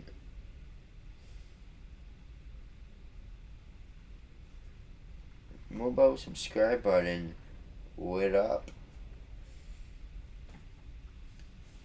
Let me show you. Subscribe. It didn't do it. But basically, yeah. Free from this hypnosis, and we know how music is tied to emotion and the soul, even driving the people in Brooke's time skip to finally fight back. I can definitely see Brooke freeing Gunko specifically, but nobody else, by maybe playing a song from their past that she liked, which is an idea that the community has thrown around quite a bit. Or maybe all of this is just what's going to drive Brooke to finally awaken his devil fruit, and that's how he's able to help Gunko. But as far as what actually happened in Gunko's past, I think we need to start by looking at the timeline. Because Brooke is 90 years old right now, and you can probably assume that he had to be an adult or close to it to join the battle convoy. So the earliest that this could be is 72 years ago, and since Brooke was lost on the yeah. Or 72, I would say maybe 74. Just because of the culture in Japan. People are not considered an adult at 16, but they're basically an adult when they're 16. It's just they're not out of high school. Like, the only thing, adult things they're not doing is college and full-time jobs and, like, getting married. But, like, a lot of the things adults can do, like, it's mainly age of consent I'm thinking of. But yeah, Brooke might, depending on how the One Piece world works, Brooke could have been 16 or 17. I do think 18 or higher. Florian Triangle starting 52 years ago, that sets the overall timeline at about 72 to 52 years in the past. But the problem with that timeline is that Gunko sure doesn't look to be 60 or 70 years old. I mean, she was already 6 to 8 or so in that panel, so she should definitely be an old woman at this point. But instead, she looks like she's 20 or 30. And this is probably why Brooke said 30's too old. She looks like she's in her late teens, early 20s. Like, I'd say between the ages of 17 or 18 and 21 or 22.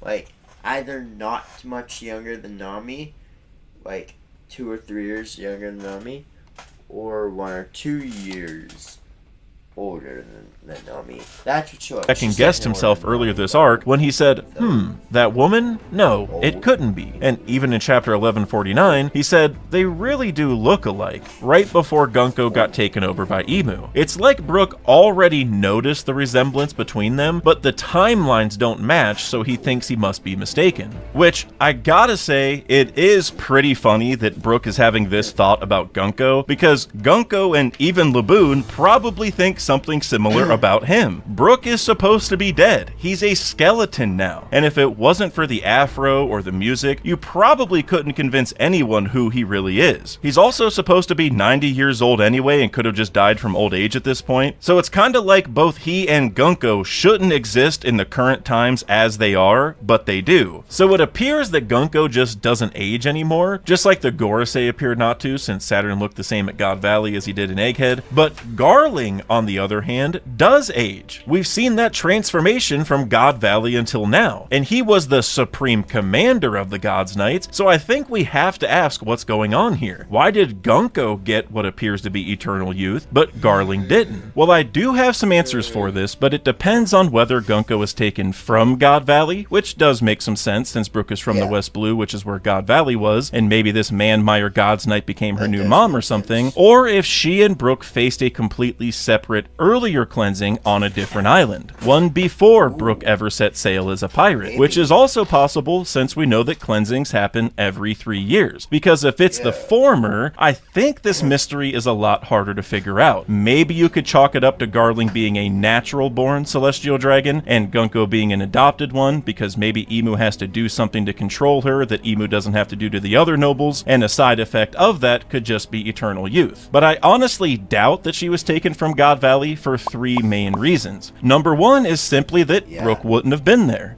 God Valley was 38 years ago, meaning that Brook would have been lost in the Florian Triangle for 14 years at that point. And maybe it's just me, but I feel like all of this is going to hit a lot harder if Brook was actually there and saw Gunko get taken. It would also add to his disbelief that she's even still alive, and make for a much more fulfilling reunion when it finally happens. And this leads to my second point, which is that... What the fuck? No.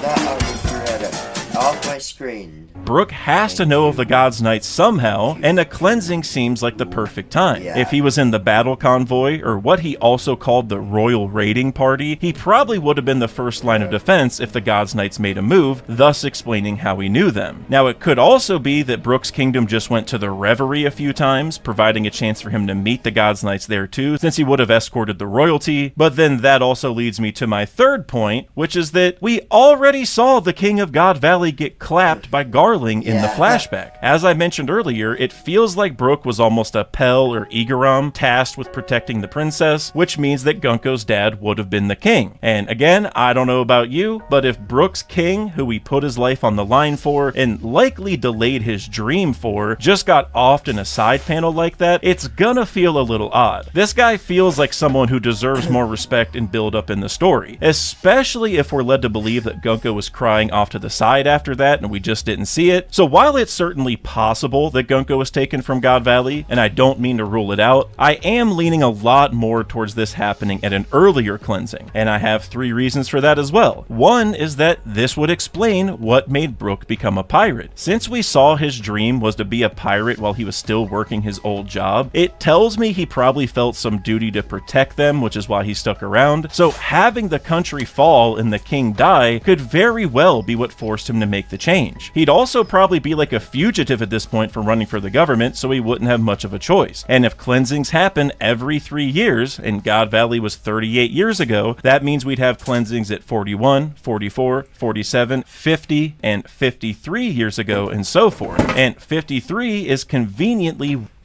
1 year before he got lost with the Rumbar pirates. So I think that would probably be when it happened. I tried finding some concrete evidence on how long they sailed in total to try and match up with this timeline, but it seemed pretty vague, so we'll just go with 53 for now, although it doesn't really matter that much. And then reason number 2, which is probably the biggest one, is that this could solve the aging dilemma. Because what's the one way we know of for sure that you can get eternal youth in One Piece? By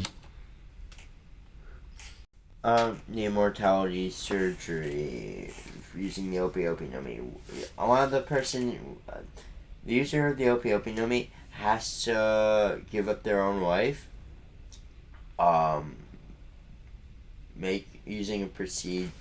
Doing procedure to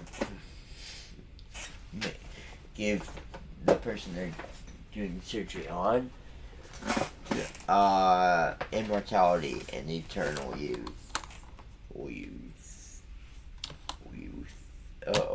Up for eternal youth in One Piece by using the eternal youth surgery via the Op fruit. And what was a major focus? Wait, no, actually, I'm pretty sure that one doesn't even give eternal youth. It might. I don't think it's ever been explained properly. I'm pretty sure we just know that it's eternal life, immortality, not necessarily eternal youth. Of God Valley, those 6 prizes that the God's Knights were competing for, 2 of which we already know were very important and powerful devil fruits. And as I broke down in this video on those fruits, I think one of them almost has to be the Op fruit. It later had a 5 billion berry bounty, and losing it at God Valley could explain why they had to do that. Doflamingo built it up as a tool to help him take over the world. It grants eternal freaking youth, and overall it seems like something the government would definitely want. Maybe the top prize for winning the cleansing games was eternal youth. But since God Valley was raided by Rox and Roger, and Ginny and Kuma also did their thing, the fruits were all taken by other parties, meaning the government lost control of the Op fruit, which explains why Garling was never able to get the operation. But if Gunka was taken before this all happened, she may have just gotten it from an earlier cleansing that she or the Manmeyer family in general participated in. Maybe before Garling was even old enough to compete. And I really like this answer because recently we've seen immortality in one sense via the regeneration, but eternal youth is kind of a different type of immortality, right? To be truly immortal, you sort of need both. Like if you take damage but don't age, you can still die, and the same goes if you do age but don't take damage. There's kind of 2 sides.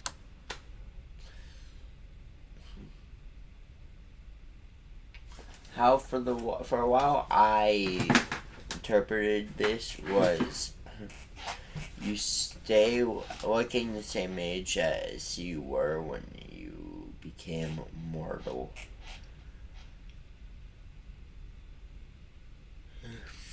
But immortality here, and I think the aging part might come from the Op fruit, and the regeneration might come from Emu's Abyss shenanigans. And if this was all true, it adds even more emphasis to God Valley, right? It wouldn't just be a hype fest between all the strongest people of the past era, or a major event where tons of slaves were saved, but it could have also greatly impacted one of the government's greatest strengths, since they wouldn't be able to do the eternal youth surgery anymore. And then my third reason for thinking that this all happened at a prior cleansing is that this could also explain how Brook got his devil fruit. Because if God Valley had fruits to give away, then you would think other cleansings did as well. And the revive fruit definitely seems like one that the government would be interested in. I tried looking through the wiki to see if we knew exactly when Brook got his fruit to kind of connect to this, and it did say around 52 years ago, but I couldn't find any concrete details in the manga, even with the chapters that they cited there, so I think this is all left vague on purpose. However, we did see that before his whole crew died, they mentioned his fruit in such a way where they clearly understood it was going to bring him back to life, and that got me thinking,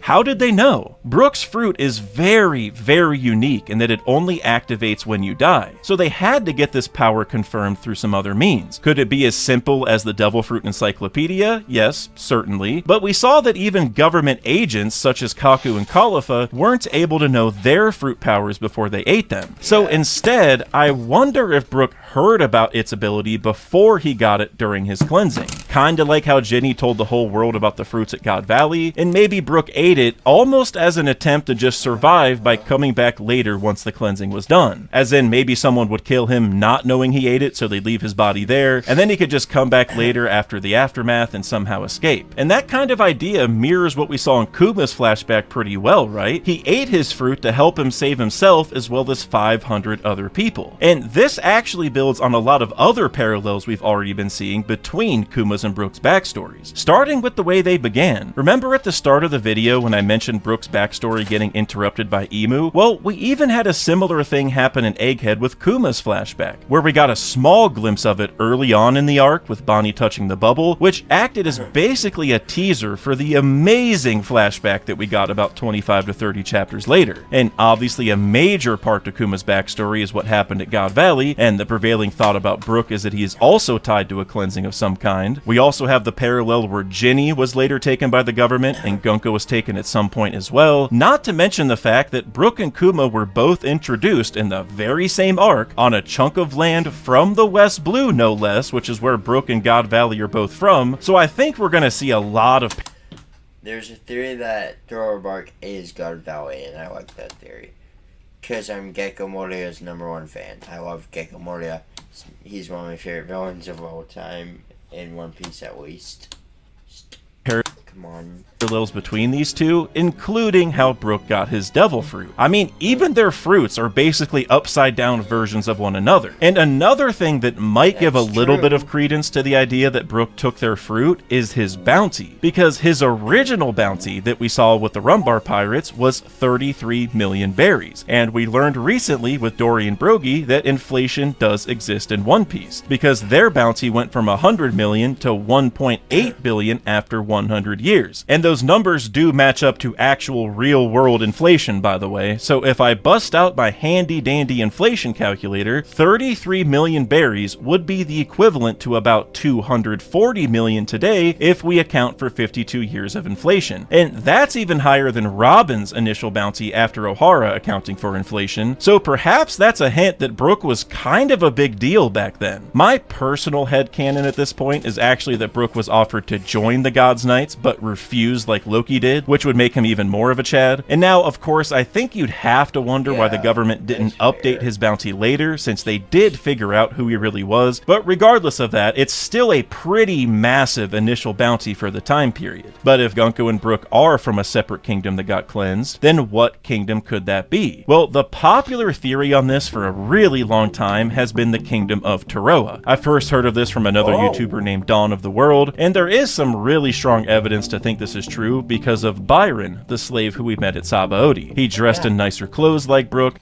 I think of Taroa, but that's possible. It was said that he could play any instrument. They also mentioned he could make wine, and Brook's obviously famous for singing Bink Sake, which is rice wine. But there is a little bit of a caveat here, which is that they said Byron was 25 years old, or 27 years old now that we're past the time skip. And at first I thought this meant there was no chance this could work, since the island would have been cleansed well before 27 years ago. But then I also got to thinking, who's to say every island that faces a cleansing gets erased like God Valley? That event is really special in that it was raided by so many strong forces, and the fruits got taken and all that, but most cleansings throughout history have likely gone on without a hitch. Plus, the reason the government went to God Valley specifically was for their resources, so it doesn't make a lot of sense to literally erase the island if you needed to extract things from it. So I don't think they try to erase the island in totality every single time, but rather they probably just cleanse the island of the people, thus why it's called a native cleansing, so that nobody can even report on the atrocity they committed or ever come back for revenge. Kind of like how the government's hiding the Void Century from everyone because that was a giant war, except this is just like a smaller version. So actually,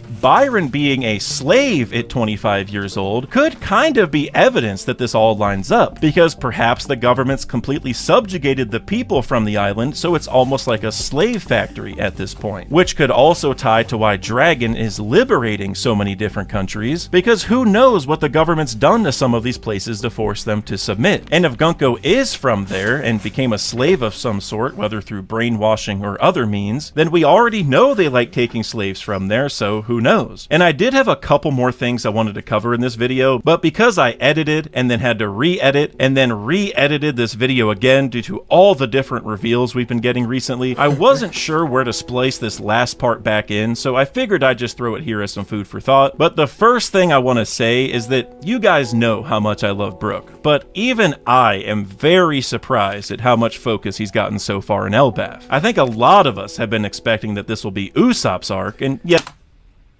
I do think it will be. I think it'll be a mix of Brook and Usopp's arc.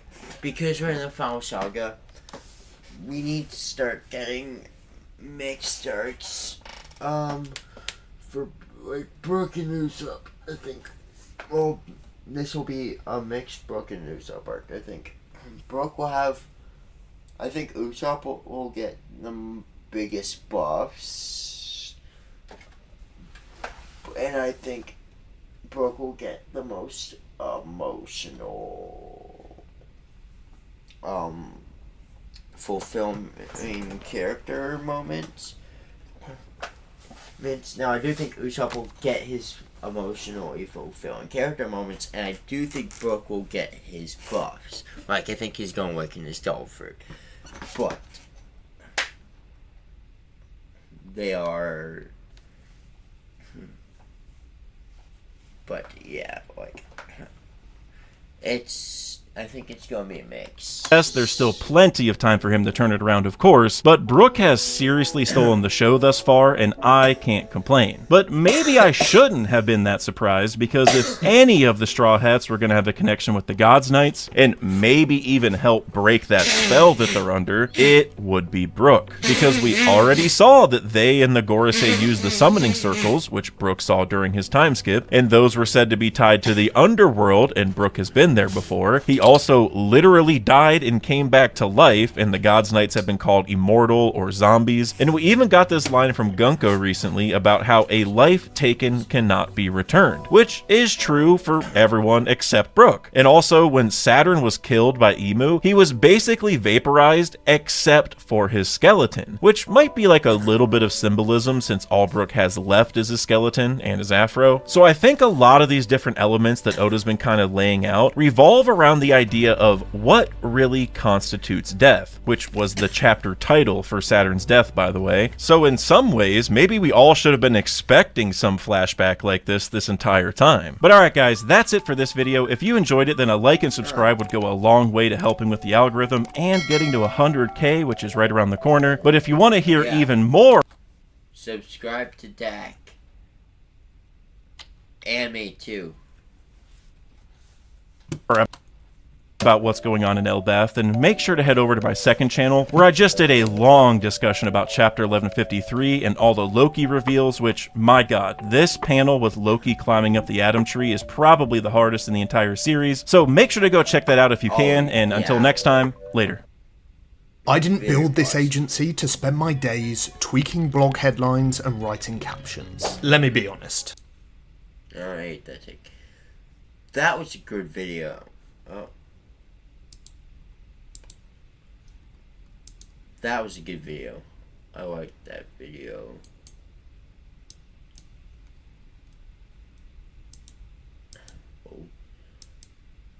Today we're going to talk about how Oda's used every antagonist in the story to foreshadow everything about Emu. Because... But it's wait, I am tired, and this is a 47-minute video. I don't have time. I gotta sleep.